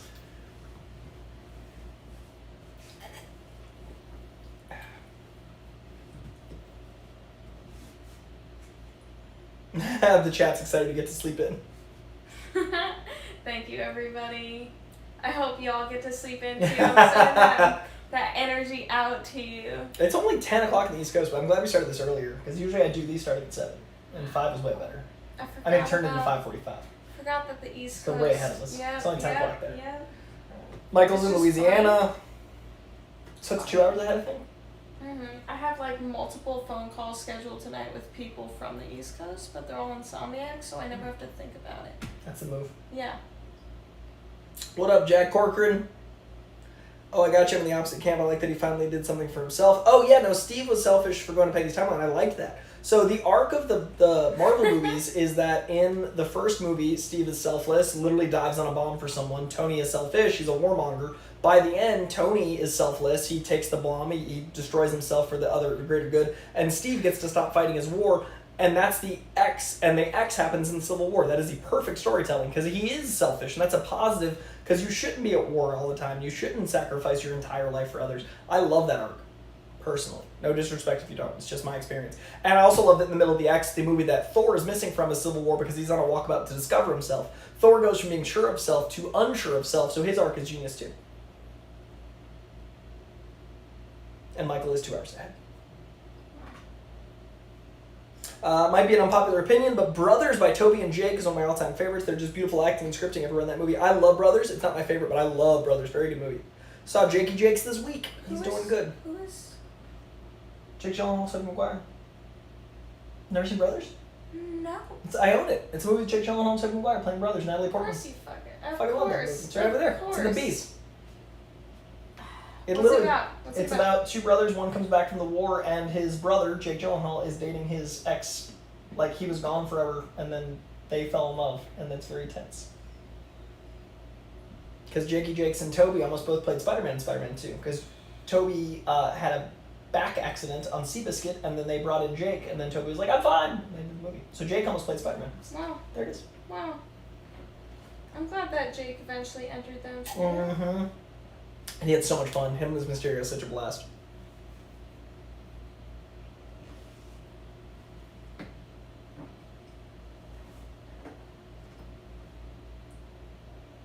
Pierre Jones Project X, the party movie. I attended a free screening that was on Valentine's Day, and there was a free after-party concert that had Machine Gun Kelly as the headliner. That is so my shit. I love MGK. That was in his like rap heyday, and yes, I'm in that movie. I was a stunt guy on it. I auditioned for the second villain, and the villain entire subplot got cut. So I actually filmed a lot of scenes that aren't in the movie, but I partied and did a lot of stunts on it. And MGK is the shit.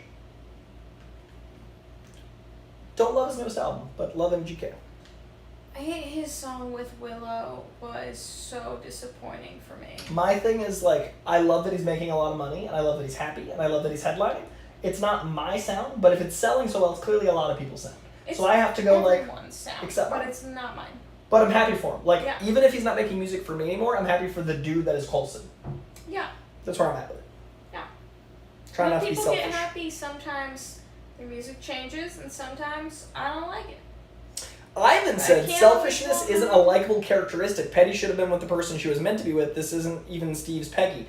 I think selfishness is important because we only got our own lives. I think if selfishness harms others, that's one thing. But I think at the end of the day, we only have our own experience. But that's my opinion. Well, there's two different things. You can have a backbone. Right. And you can choose you. You can choose yourself. You have to love yourself more than you love anybody else. Also, he fought in World War II and then came back and fought more. I think dude's earned it. Yeah. Yeah. Michael McCarstle, this movie is fucking packed. And Zoe's back. I don't love that ending for other reasons. Mm. But, like, as far as the timeline goes and his choice, that was the right thing I also love the do. cross of, like, how they switch. Like, I think that's really good filmmaking. Yeah.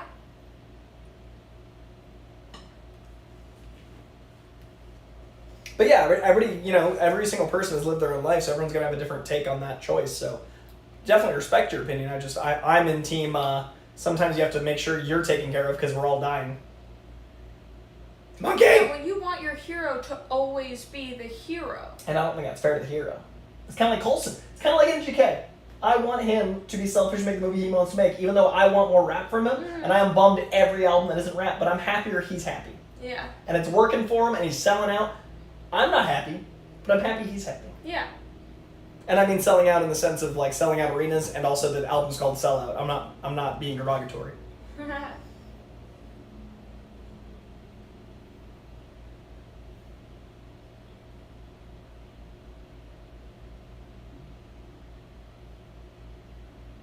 I don't love all of MGK's music, but I like a great deal of his variety music. Curtis, I'm with you. I respect that take.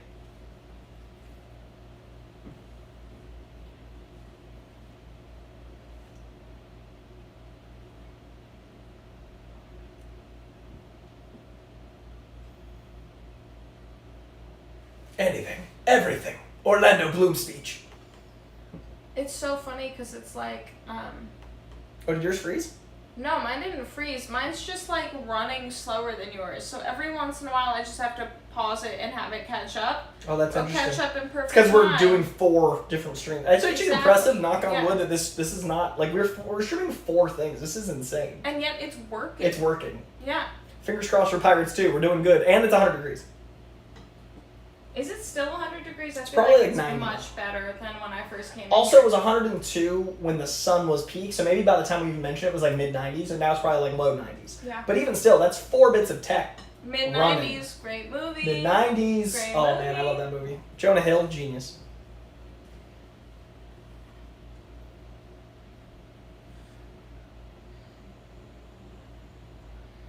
Zachariah, have you heard what Sam Raimi said about making a Spider-Man 4, and do you think it's necessary in this time and age? I think people love Tobey, and I think he deserves, some closure if they want to make a 4, because they were going to make a 4.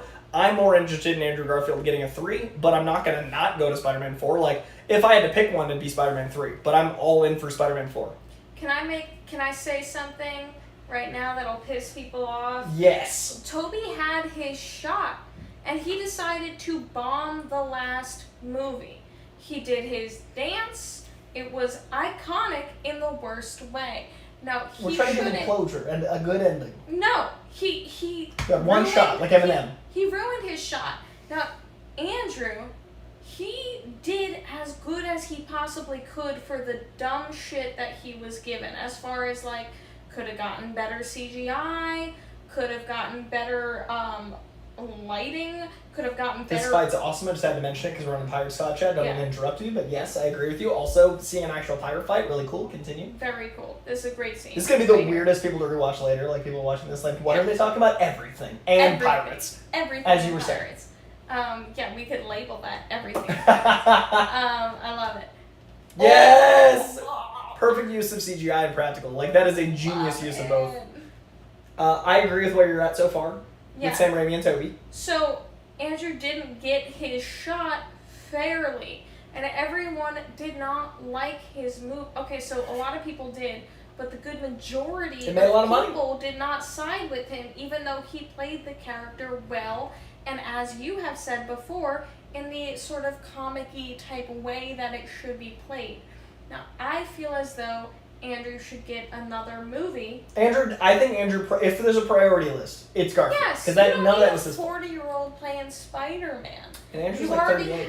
You already had, okay, yes, but Tobey's 40-something.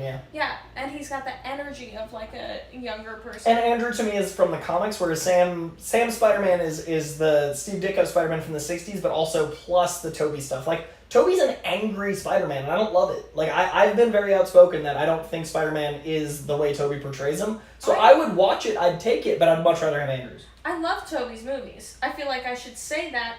I like Tobey's first movie is I think it's foundational. It is foundational. And well done. It's a good foundation. But he blew his shot in his last movie. And, Andrew. People in the chat saying that the dancing wasn't his choice. It wasn't the script, but he could have done it better. There were ways to portray that dance. Don't give him that excuse. Yeah, that's it. And also, even if you go to the first movie, the way he's like, he cheats on Mary Jane in the second movie. He's aggressive and vindictive at all times. He makes out with Gwen Stacy upside down, which is the MJ kiss that he knows means a lot to her. Like, he's not a good dude. He's kind of a bully. Before he's a bully in Spider-Man 3. Another point to make is I know it's not the same thing, but in the Miles Morales... Into the Spider-Verse? Yeah, Into the Spider-Verse, you already have the old Spider-Man who's kind of bitter, you don't need it again. You don't need to, because like Spider-Man, one thing that they have done with all the Spider-Mans is sometimes they want to repeat certain things. You don't need to repeat this. It's time to carry on, evolve. And Tom Holland is the perfect cinema Avenger Spider-Man. Completely see that. But I think Andrew Garfield is the perfect comic book Spider-Man come to life. And that's why I want to see more of him with the right script. Because I think of anyone, he got screwed by the script. And I know how much he loves the character, and I know how much he is the character. I want to see, imagine Andrew Garfield with the right script. We've seen Tom with the right script. It's called No Way Home. It's incredible. I think we need Andrew with one. Also, Keira Knightley's dress in this scene, it's so versatile, it's flowing, it's stunning, it's fighting, it's great. Oh yeah, we haven't brought up costume design. Which is impeccable. It is. There are so many aspects to the costume design, especially in this movie. And the action they're able to do in them, and that's really subtle work where you're making things a little flowier, a little more it's genius work. Yep. It's gorgeous.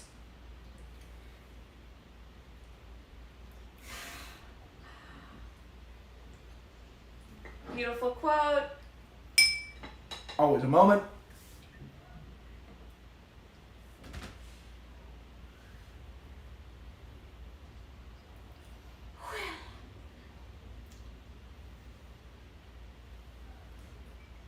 People are agreeing that Andrew and Toby, we got a good assessment. I want both, but I would pick Andrew first. You. Yeah. I also want Tom to have more time off, because I'd love if Andrew and Toby are the filler in between, because Tom wants to go have babies with Z. They just bought a house. I want that kid to have his life. I want him as a human to be able to be happy. So I'd love if they take 5 years off and he can have a life for a bit. Yeah, if I'm thinking about the characters, I would obviously agree with you. But if I'm thinking about the movie and the timeline, I think it makes sense still to bring in Andrew, just because the MCU never it's never exactly in the time. They take their space with things, so I think it does make sense. Also, the way they ended No Way Home, we could have a little gap before college, and we could let him grow up, and then you could come in junior year of college, and it wouldn't feel weird. You need a couple years anyway for the audience to even want Gwen Stacy to be. Yeah, because we'll be whoa, don't portray Z.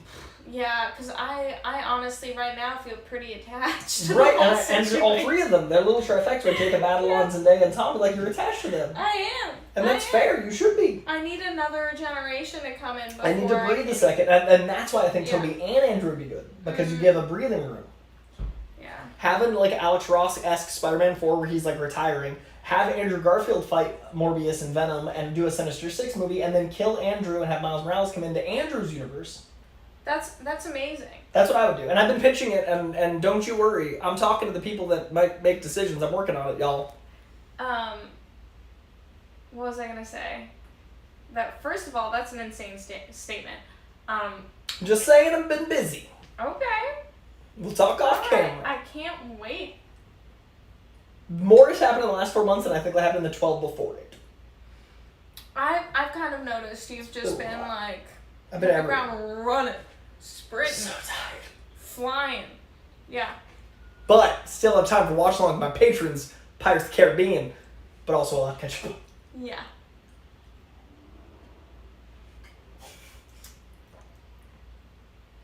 Yeah, I would love to see Miles come in live action. And I imagine think it's about time. Miles would work better with Andrew because he's not too old, Toby, not too close to age, Tom. Andrew's perfect, and if Andrew died, we'd care after No Way Home.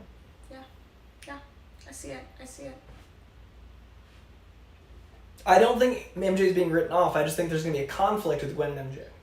See, I think that MJ's still gonna be alive in some sort of she's sense. in there, but we need the conflict. And in there, but they set it up too many times for Gwen Stacy. They set it up too well. You have to have a Gwen come in at this point.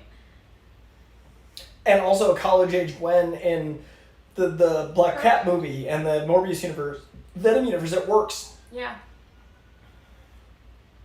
It just seems like it's a given. I It's the don't move. actually know anything, and they might just keep Zendaya because she's perfect in every fucking way. And I know enough to not say more.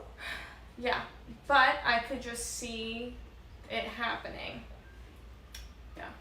I love this pirate moment. I agreed to let you go free, but it was you who failed to specify when or where. Walk the plank. Genius. Whew. I also just realized this whole frame is mainly the art and we're in the bottom corner, but it looks okay. Yeah, I just realized this lets fine. us drink and settle in. It works. Mai Tais. Mai Tais.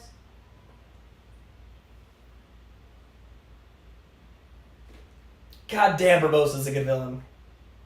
Yeah, no, he's top 5 Disney villain, guys. I'm sorry. We had 5 options in the chat. He makes that cut for me.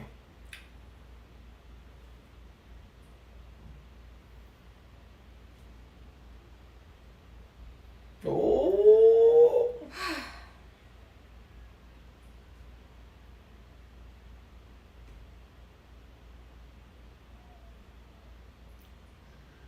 I want a Pirate 6 with Johnny. Fuck it. I want more of this. This movie's incredible. There's a reason everyone dressed like him for fucking 20 years at Halloween.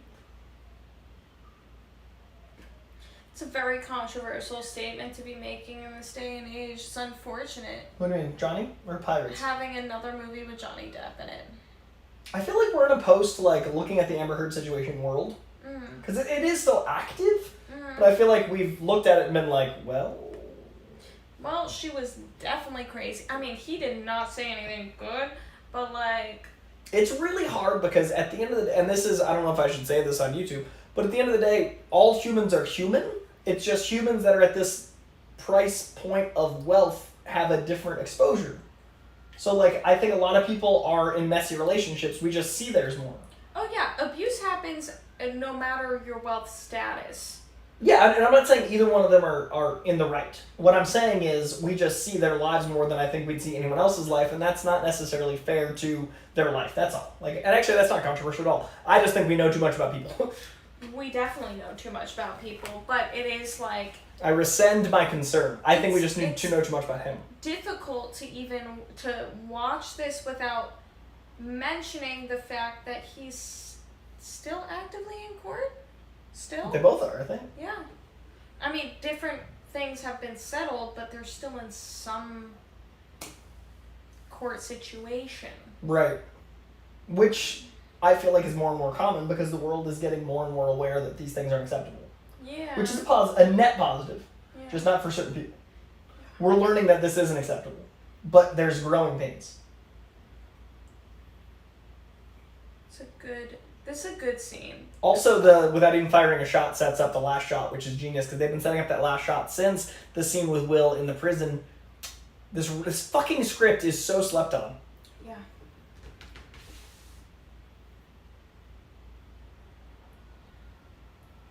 Now it's slightly ahead.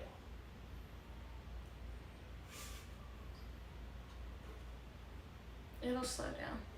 It really will.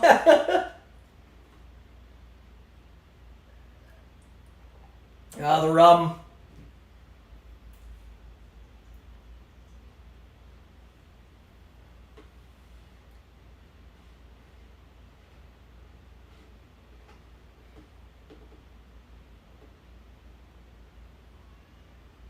Caribbean. Yeah. Yeah. Jack's on my side.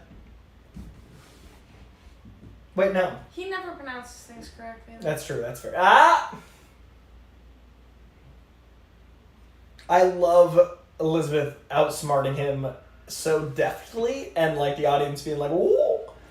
This is like, okay, so the reason why I said this is a fantastic scene, this is one of my favorites, is because I definitely see this as like semi-feminist for the time, and I remember as a kid watching this and being like, empowerment. Yes. Because like feminism and empowerment are bedfellows, but at the time the language was different, and this is really empowering. Yeah.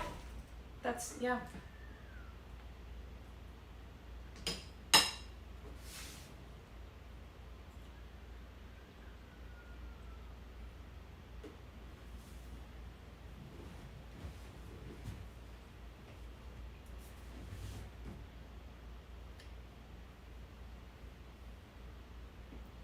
Johnny Depp is a fascinating performer. There's so many moments where I just like feel him. Like he fucking crosses through that lens in a crazy way that not every actor can.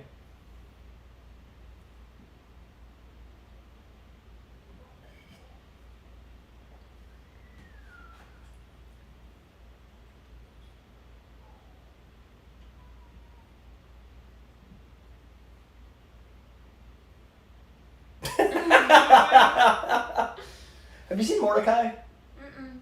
It's a Johnny Depp movie that everyone hated. Really? That I saw on a plane and loved, and I haven't rewatched because I laughed my ass off on the plane and I'm terrified of hating.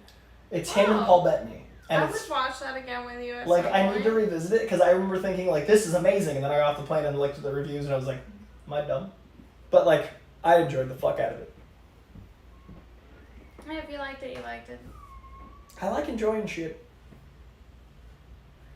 Yeah, I don't need to look at everything critically. I try not to. Like, I actually try to avoid critique.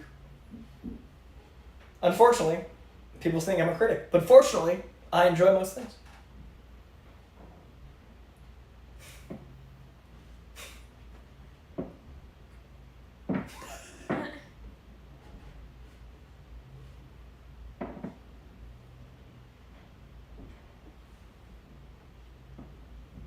I'm not sure that's true. Yeah. 1,000 feet is a lot of feet. It's way back in the time. What's a foot? She's a Which woman. is- She hasn't Who taught her math? Nobody's teaching her anything. They're teaching her how to really make that corset tight. And how to speak with diction. Mm-hmm. Sometimes, yeah. 1,000 feet. It could be a couple It's a few hundred. feet. It's a few hundred.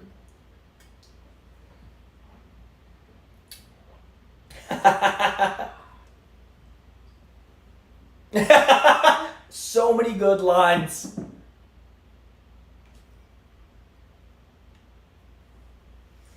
Pierre says I should host a gloriously bad movie night. Oh, the movies I enjoy that critics don't. We should have like a professional setup though, so I'm in charge of no tech. I have many movies that are terrible that I do a show for Rotten Tomatoes called Rotten Tomatoes is Wrong. Like, I professionally talk about things that people don't enjoy. Okay, worst good movies. SWAT. Colin Farrell, Sam Jackson, LL Cool J in a remake of a 70s cop show where Jeremy Renner got a Best Breakout Actor Movie award. Jeremy Renner's a bad guy opposite Colin Farrell, Sam Jackson, LL Cool J, Michelle Rodriguez playing an LAPD officer. And they literally at one point sing the theme song from the 70s show while doing gestures with their guns. They go da-da-da, like the song, with fake guns. That's so good. It's cinema. That's so That's good. my favorite bad movie. I need to see it. I need to see it right now. SWAT, also on Blu-ray, to the right. Okay. Because I own many things. Okay. For those playing at home, I have, I think I'm up to 1,200 Blu-rays. Which is excessive, but I like movies a lot. He's got too many Blu-rays. Also, for those at home, just want to state my personal theory is if you're a white guy who is at least 30, you have a collection of Blu-rays. That's just how it goes. It's our record player. It's every It's our records. white man I know. Yeah, you either have records or Blu-rays, but often it's both. I chose just Blu-rays. Yeah. I don't have a record player. Yeah, but you went into Blu-rays I lean hard. in a way. In fairness, I talk about movies for a job. It's a little bit more for me. Like, this more than most white boys. Mm-hmm. This makes sense. Yeah. Yeah. I talked to someone a week ago where I was like, this is my theory because they had a stupid amount of Blu-rays in their house. Do they talk about movies for a living? What? Do they talk about movies for a living? No. That's a different story. They're just over a 30, white. I went to their house. I was like, what is happening here? And they were like, this is what I do because support physical media. It's a hard drive that's super high tech. It is the best visual blah blah blah that you will ever see. I don't like blah, streaming movies because I like having it in 4K. So like, it's a difference. You can see the difference. Personally, I feel as though if you are over 30 or like me, you have bad eyesight. Anyway. Hold on. What's the fucking My point? eyesight's better than 20/20. I can see like fucking crazy. Lately, Are you serious? Yeah. I think I'm supposed to be wearing glasses at all times. the Air Force tried to recruit me because I had better than average eyesight, like to a level of like they were like, "You're gonna kill for us," and I was like, "Fuck you, I like people." That said, this is a great comment. Robin says, "I'm turning 30 this Saturday. Will my Blu-ray collection be delivered at midnight, or do I have to wait 68 business days?" And I just wanted to give that credit. Do we know him personally? Oh yeah, Robin's a friend. Like Robin, excellent work. Robin's the one who came to WonderCon with. Can I secretly send him Blu-rays? Oh, 100%. Yeah, Robin lives down the street. Robin's the best. I live for the bit. Yeah, no, it's a good bit, and Robin's awesome. Robin's earned that moment. Also, Pierre says, I see your SWAT and raise you A-Team 2010. The A-Team in 2010 was great. Bradley Cooper's abs. That movie is fucking awesome. You seen the A-Team? No, but I just saw a terrible Bradley Cooper movie. Which one? Nightmare Alley. Did not love that. Got a Best Picture nomination. It was nominated for Best Picture. Did not like that movie. Every scene he smoked a cigarette.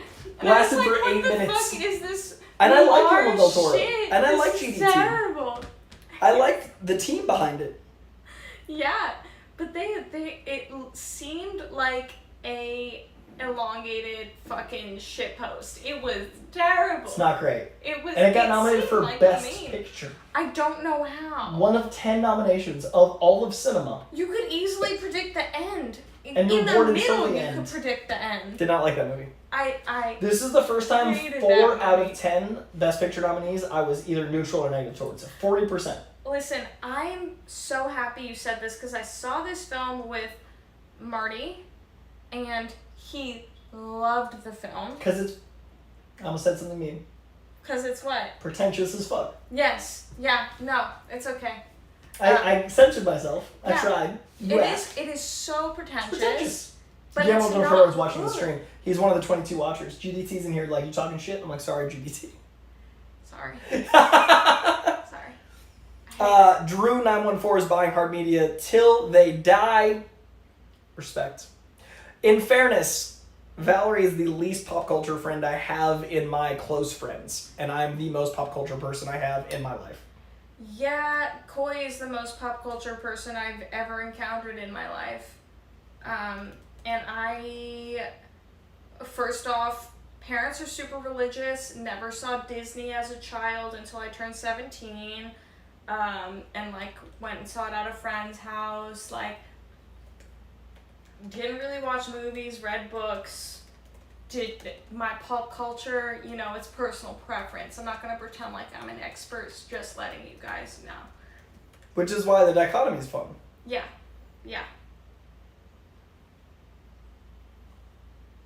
Still, my opinions are strong. They are strong, and they're rooted in the people's opinion. Yeah, it's the people's opinion. I'm one with the people. And I'm too in movies to know what everyone else is enjoying. Well, the people right now are wondering why there's 2 people and 18 chins on the screen. And almost Chris Evans. And then almost Chris Evans. My mom, when she sees these films with, like, super white people, you have, like, the collars, the old-timey films, she always says, why did somebody kick a hole in a sandbag? Because that's what that guy looks like. She's like... That's how they were. That was the time. When they they'll cut back to it at some point, and I'll be like, does he not look like a sandbag? Also, the sun damage on Barbossa is a great touch. Like, the way they made him look weathered. Because you keep Johnny handsome, but you can weather up Jeffrey. Because he's the bad guy. And the twirls in the mustache. This is a fucked up thing to say, because he's a handsome man. Jeffrey Rush? Yes. Yeah. I have nothing against him. I have nothing against him. But he's not our lead in eyeliner. And as it goes on, they turn this character into the evil guy from Dune. Mm-hmm. Effectively. Right? Yeah. They turn him into this disgusting, and it's so great.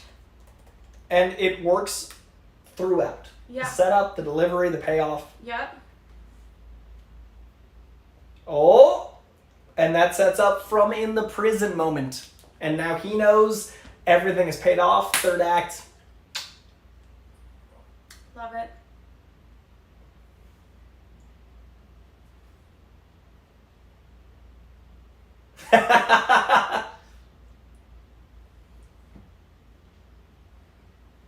Captain versus Commodore, big hat. You know how to manipulate Jack.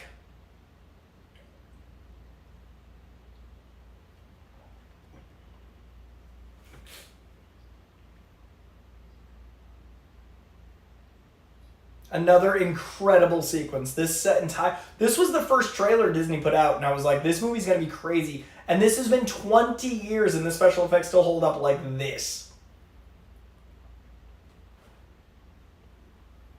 Johnny Handsome is an incredible film with, I think it's Johnny Dangerously, though, with Michael Keaton, and I'm a big fan of it. I haven't seen it. James Reacts says, yo, Coy, I love your videos. Real Rejects introduced me to you, and I'm grateful for it, man. Thanks, James Reacts. I appreciate you, man. Coy, have you seen Interstellar? If so, what do you think? In theaters, this fucking sequence. In theaters, I was a little underwhelmed, but I have evolved as a human since I've seen it, so I need to revisit it, because I remember thinking certain scenes really affected me, but overall I was nonplussed. I need to watch it again with my more wise eyes. Oh, this sequence is so dope. Yo, Mai Tais are, like, legit. We've had 2, and I feel like I've had 9 drinks. It's only alcohol. That's all it is. Orgeat is an alcohol. It's not? Well, there's only half an ounce, so let me tell you, it is 2 ounces full of rum. Yep. And then, like, a little bit more than a half an ounce of Curacao, which is booze. Yes. And then a splash half of an ounce, I'm drunk, of the Orgeat. It's a dangerous beverage. Yeah, and then half an ounce of lime. And lime is not booze, but yeah, So it's booze. It's booze. Look at that beautiful woman. Oh, even in a petticoat. I'm honestly, I feel like this is why I go for that Petticoat type? For the H shape. Like for me, if I'm going for a woman, gotta be H shape, very low What's makeup. What's the H shape? H shape is like, it's like not curvy at all. Oh. Like an H. Like. Alright. Yeah. I think she's why. She's why? She's not very curvy. Her and Natalie Portman were a big awakening for me. Beautiful. Shannon Sossman, Natalie Portman, and Keira Knightley were my big three. Natalie Portman's beautiful. When they played doppelgangers together in Star Wars. She played her stand-in. Yeah. Because they're very similar. Seems about right. Not to just keep bringing up her beauty. I mean, here we are. Like, it's just like certain scenes, they really do try to like. Pierre Jones says, "Oh no, Johnny Handsome is a '90s action drama starring Mickey Rourke, Forrest Whitaker, and Morgan Freeman." I do now remember that, but have not seen it. And I went Johnny Dangerously, which is a Michael Keaton movie, which fucking owns. AJ Lancaster, another of my Tater Tot tier patrons, jumping in. Hey y'all, wanted to dip in and wish the Koi Pond a happy watch along. Can't hang around, but y'all the best. AJ, you the best. We had a great Oscars conversation, me and AJ. Who is my favorite actor of all time, says Jack Corcoran. That is, of course, the late, great Heath Ledger. Heath Ledger is the reason I got into the entertainment industry. Heath Ledger is the reason I'm in LA. Heath Ledger is probably the most formative person, not family, in my life.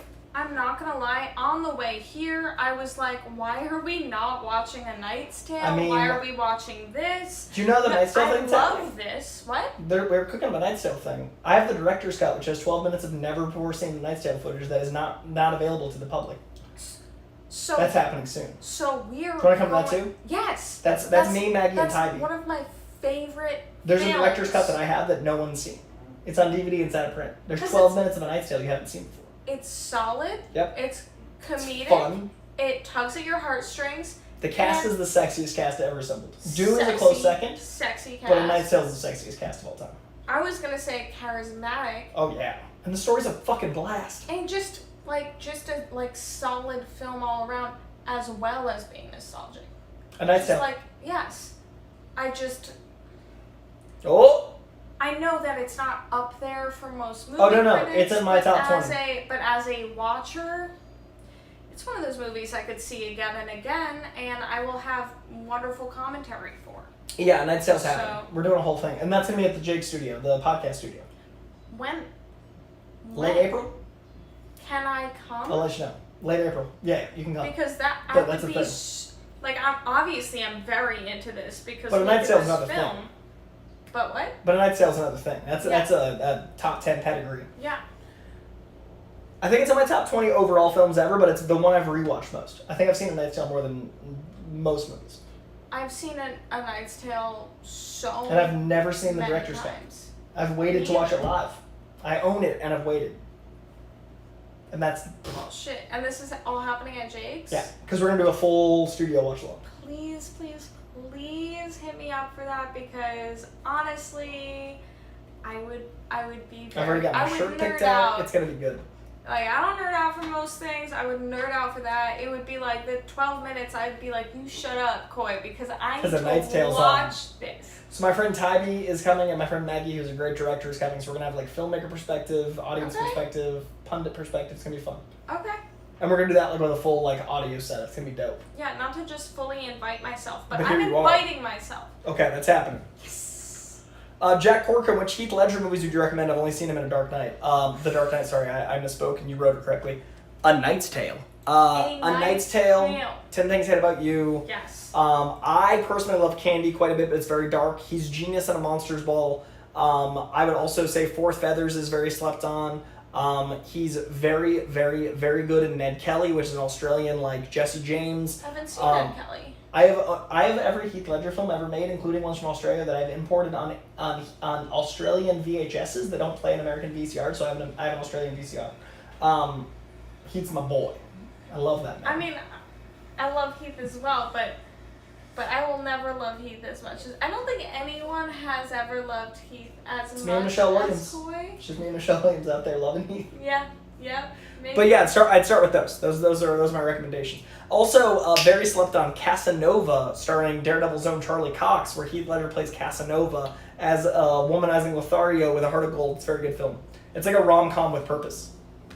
CGI in this exquisite. Look at the fucking.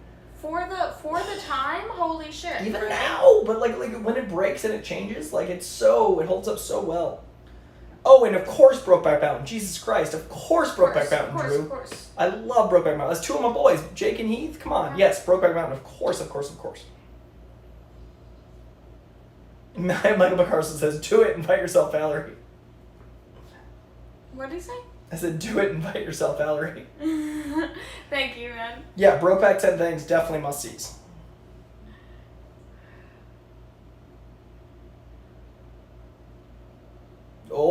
Oh my god. We saw the little magic trick earlier, little bait and switchy poo.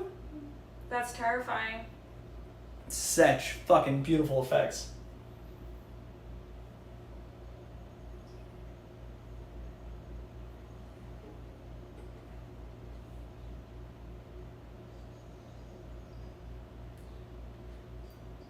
See, it's already behind yours. Weird. I know. It's the heat. It's the heat. God blame the hate.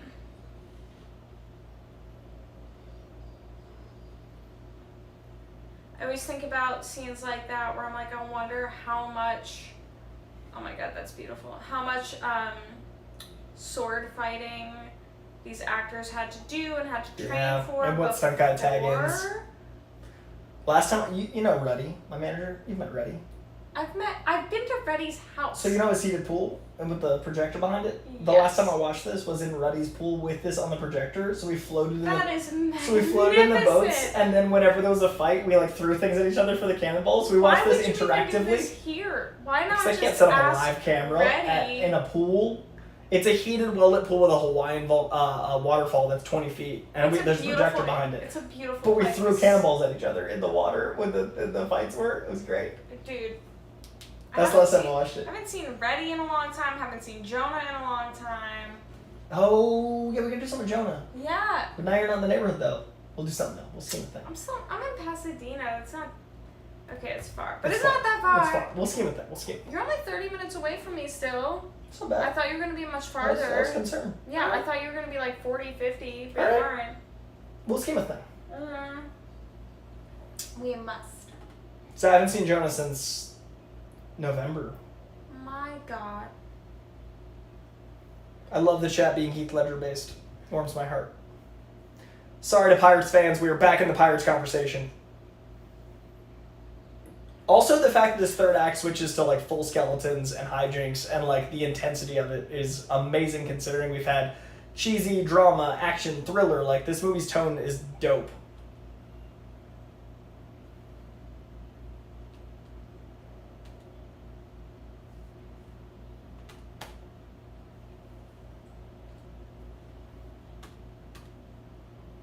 There it is.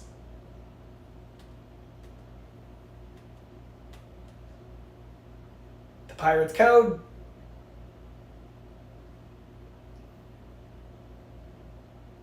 There should have been more Zoe.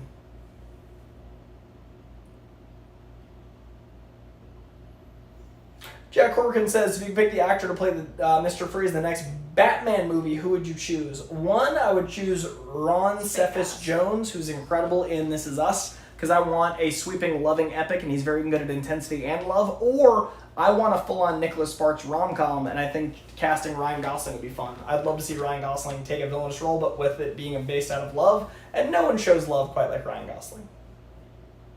Those are my two picks. Ryan Gosling's very good at nonverbal. Right? And he'd be really good and stoic under the glass, but also very good at showing love and affection for the reason he's Mr. Freeze, which is his wife. Yeah. I'd love to see him pining after Nora Freeze. I love the fact that the skinny guy and the other guy are like in dresses and like wigs, but since they're since they're skeletons, they still have those things on. Yeah, just this whole fucking third act. So good. The eyeball joke continues. 20-year-old CGI. Beautiful. It's okay, so obviously it's still cheesy. When it's in the light, but like the background stuff and even the light's not so bad. Well, like what I was gonna say is like, as far as each skeleton's personality, they still are able to capture it, like as they were as a human. Mm-hmm. So it's cheesy as hell, but they still did it as well as they possibly could. Especially then, like they really invested. And the shots where they go in and out of the moonlight here, stunning.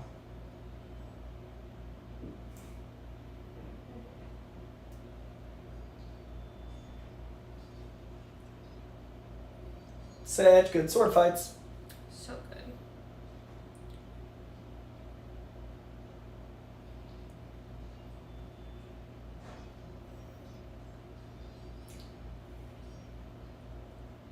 Great use of undead logic. Michael McCarstle says, I love that even the small characters have arcs and moments to shine. Totally agree. Like this one. That's like a very overlooked but important thing in movies, is to have all those 80s. Side characters. Yeah. It was way more common in the 80s. Like, think about the Goonies side characters, Lethal Weapon side characters. Like, when Dick Donner and like that era, way more side characters had arcs. Yeah. It's a really good point, Michael, and this movie does that. Yes, I think static characters only serve in comedic movies. For a beat. Like, they have their moment. Well, yeah, or they have their moment, or they have their saying, or they have their whatever that can be continually brought up. Mm-hmm. But in stuff like this, you need to flesh it out so the world feels bigger than them. Yeah. Oh. Beautiful. This movie's so fucking good. Even the pain in his, like, the panic in his eyes there.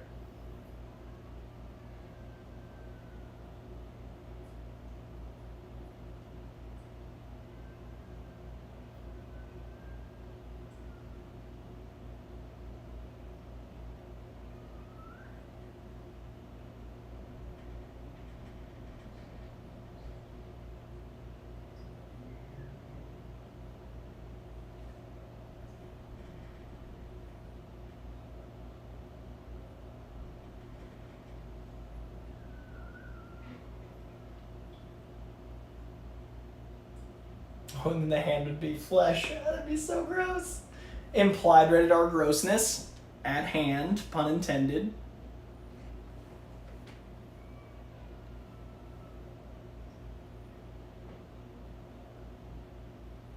The curse is broken, the curse of the Black Pearl. What a great setup for a whole franchise. And like, this movie could have just been a one and done, but since it was so good, there's 5 of them, but this could have been one great movie. And I would argue, a lot of people don't like the third, but they keep staying great. Yeah.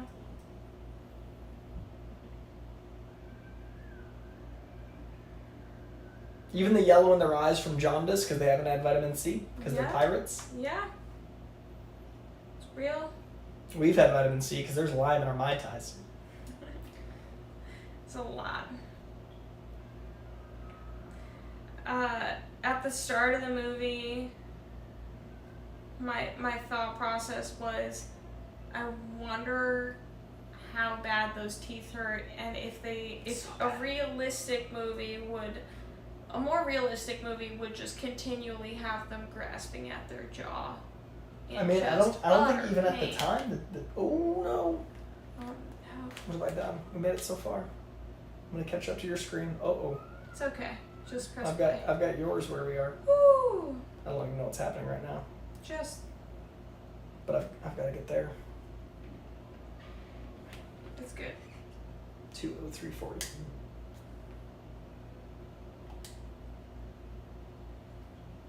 It works. Close Close adjacent. Okay, so the remote fell, and now we're catching up. Now we've got Orlando. Oh wait, I think we closely did it. That's not bad considering. That's beautiful. Okay, we're back in the game.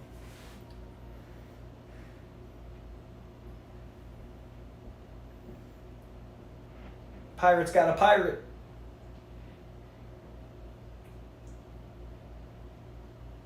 Oof.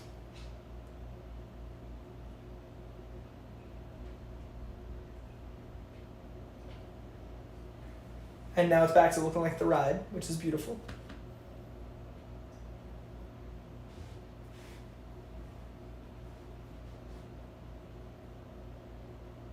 Much like Captain America, they demoed right by them. It's all back to the Civil War universe. It all connects. Guys, the MCU, it's bigger than you know. And now we get the beautiful end of the arc for Will Turner. With the hat. I think that was Spidey. Yeah, Spidey's is he being drunk? wildin', yeah. Spidey being a punk. I love Spidey. He's the best of us. He just looks and acts like a little human. He really is a little person. He's my son. Yeah, he's a small person.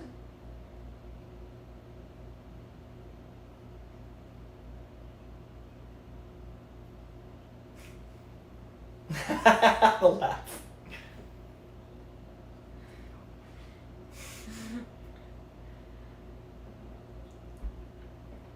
Beautiful.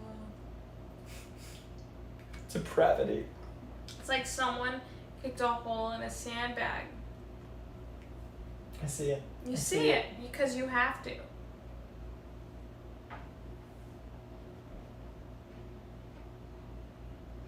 I want to be able to wear these dresses casually. They're dope. Mike McCarstle says, I love that depravity is a crime. That's what I laughed at too. It was like, yep, depravity.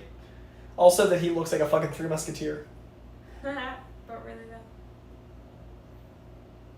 I had that facial hair for a while there. Really? Yeah, the really narrow and the, yeah. How'd you like it? Wasn't for me. Yeah, I don't think it's for you. I got a strong jaw. Wasn't quite. I thought last time I saw you, you were like, I'm shaving the whole thing. I now live in a state of stubble, mostly out of time. Yeah. I don't really have time to shave. To keep it even, it's easier to keep it evenly like this than Like evenly this? shaved. Yeah. Yeah. Yeah. I guess what actors do to stubble is just time. Oh, and then we got to set up with that in the first sword fight where he did the thing and it stuck. Everything's set up. Genius. I'm just loving this entire scene. Beautiful choreography, beautiful setup. Now he's a pirate. Everyone's wardrobe's great. The score is awesome. Look at that cape. Good acting. Oh, freedom. It's just like, how do you be ugly hot? He manages it well. So well. Haha. Sometimes you gotta flip. This whole setup, full Disney ride, such a good time. Man, this movie is so good. It stays fun, silly, and smart throughout. The choreo is just like... And the hats. Oh my goodness.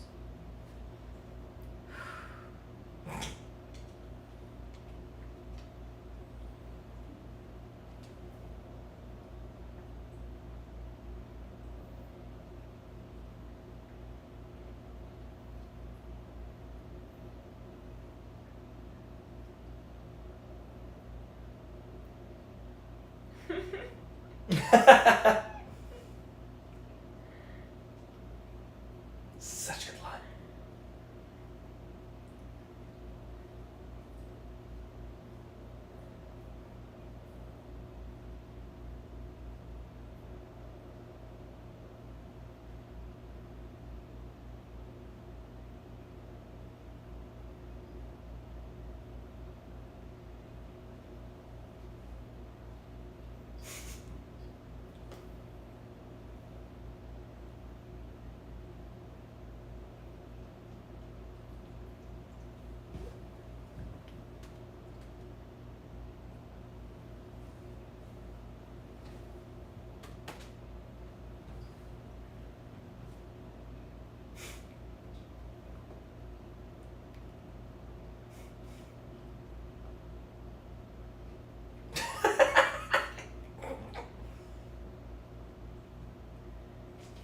The mix of Hunter and Johnny to make Jack is magic.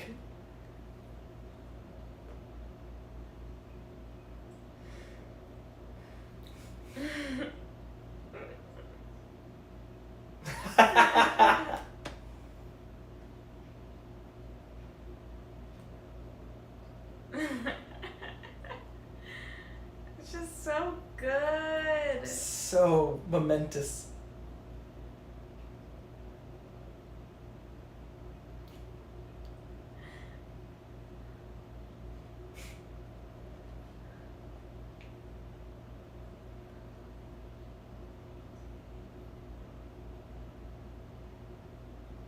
And they didn't betray him. The code, honor amongst pirates, to a point. It's like he smiles very few times in this movie. So they earned. Yeah, they're very earned.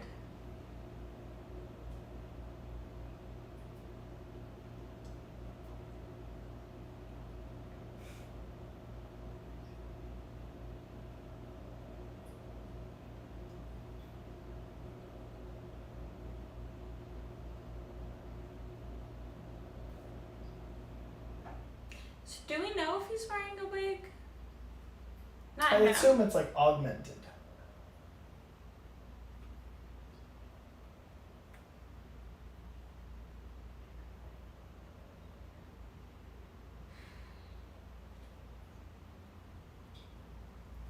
Love his arc too. Begrudging acceptance.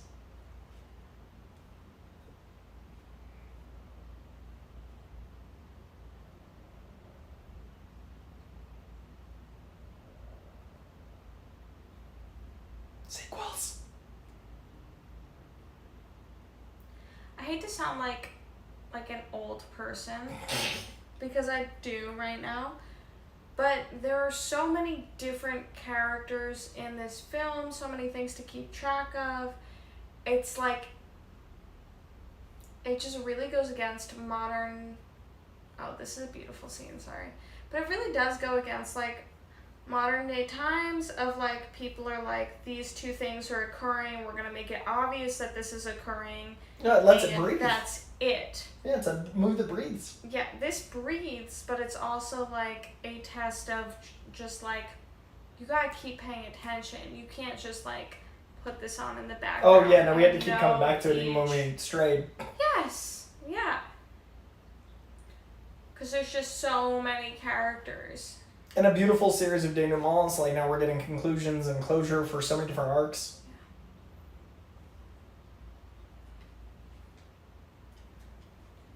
More guidelines, Spidey Cat. Spidey Cat. Maybe I should put the ice cream away. Like McCarstle says, goddamn, this movie is brilliant, and he is correct. It really is.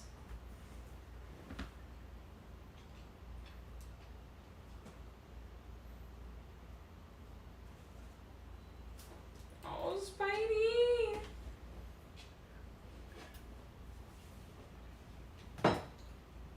Just, what a chunk. Baby boy. Doesn't love when I pick him up. He's just on a mission is all. Yeah, he was on a mission. He also doesn't typically love when I pick him The up. standing is tricky. He's more of a snuggler than a stander. Yeah, exactly. But maybe if I just pet him. It's working.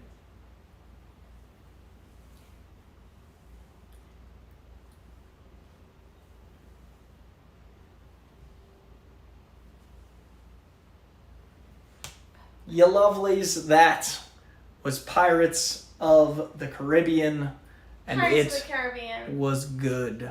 Don't And pretend like here you don't we know what are. it is, Coy. It's It is Pirates Pirates of of the Caribbean. It's a place you go, but it's also a timely pronunciation. Who knows which counts more? I certainly don't. But here we are. It still holds up. That's an A film. Like that is such a good movie. It's a good film. Like a solid 4.5 star film out of 5. Like that is an A. Very few notes. No notes, but like it really is worthy of setting up a multi-billion-dollar franchise. Like that's Disney really helped things get moving and grooving, and I love them for it. I can't pretend like I have notes. They obviously are doing shit better than I would be doing. Like, what magic? Like, truly, what magic? I don't know. I don't know, man. It's gorgeous. Every other line is quotable. I'm so distracted by how loving and sweet Spidey is and how his eyes look like... He's only the best of us. Like little... Also, angelic. I got to shout out Deke for the super chat. Deke, thank you so much for the keep killing it Coy message. Thank you very much for the super chat. Like, holy shit, thank you, thank you, thank you. This was brought to you by Michael McCarstle, and a big thanks to Deke. This was an absolute blast. I hope you guys had fun. Spidey is settling in. Thank you, Michael McCarstle, for this existing. Like, that's why we're here. And I think we're going to try to have Valerie back for the next two, for at least the trilogy, because she's only seen the one. I would hope so. You guys can get a day-to-day approach? Yes. Not dumb, you're just day-to-day. You're not in the pop culture space. You're not a stupid person. You're just not in the pop culture space, by any means. Thank you for that. So Michael McCarstle, thank you. Deke, thank you. Patrons, thank you. People that just found this on YouTube, thank you. Thank you.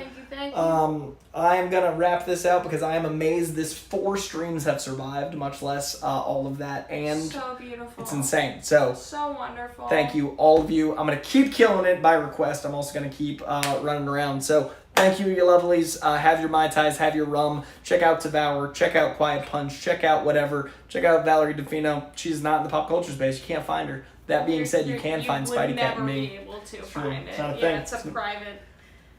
She's very sneaky. Pierre Jones, Curtis Mason, Ivan Soto, Jack Corcoran, Drew914, Heights, everyone in this chat, and Zeke again. Thank you. We're out of here. Good night. We'll see you soon for Pirates 2 next month in... What month's next month? May? We'll see you in May for Pirates 2, a month of pirates.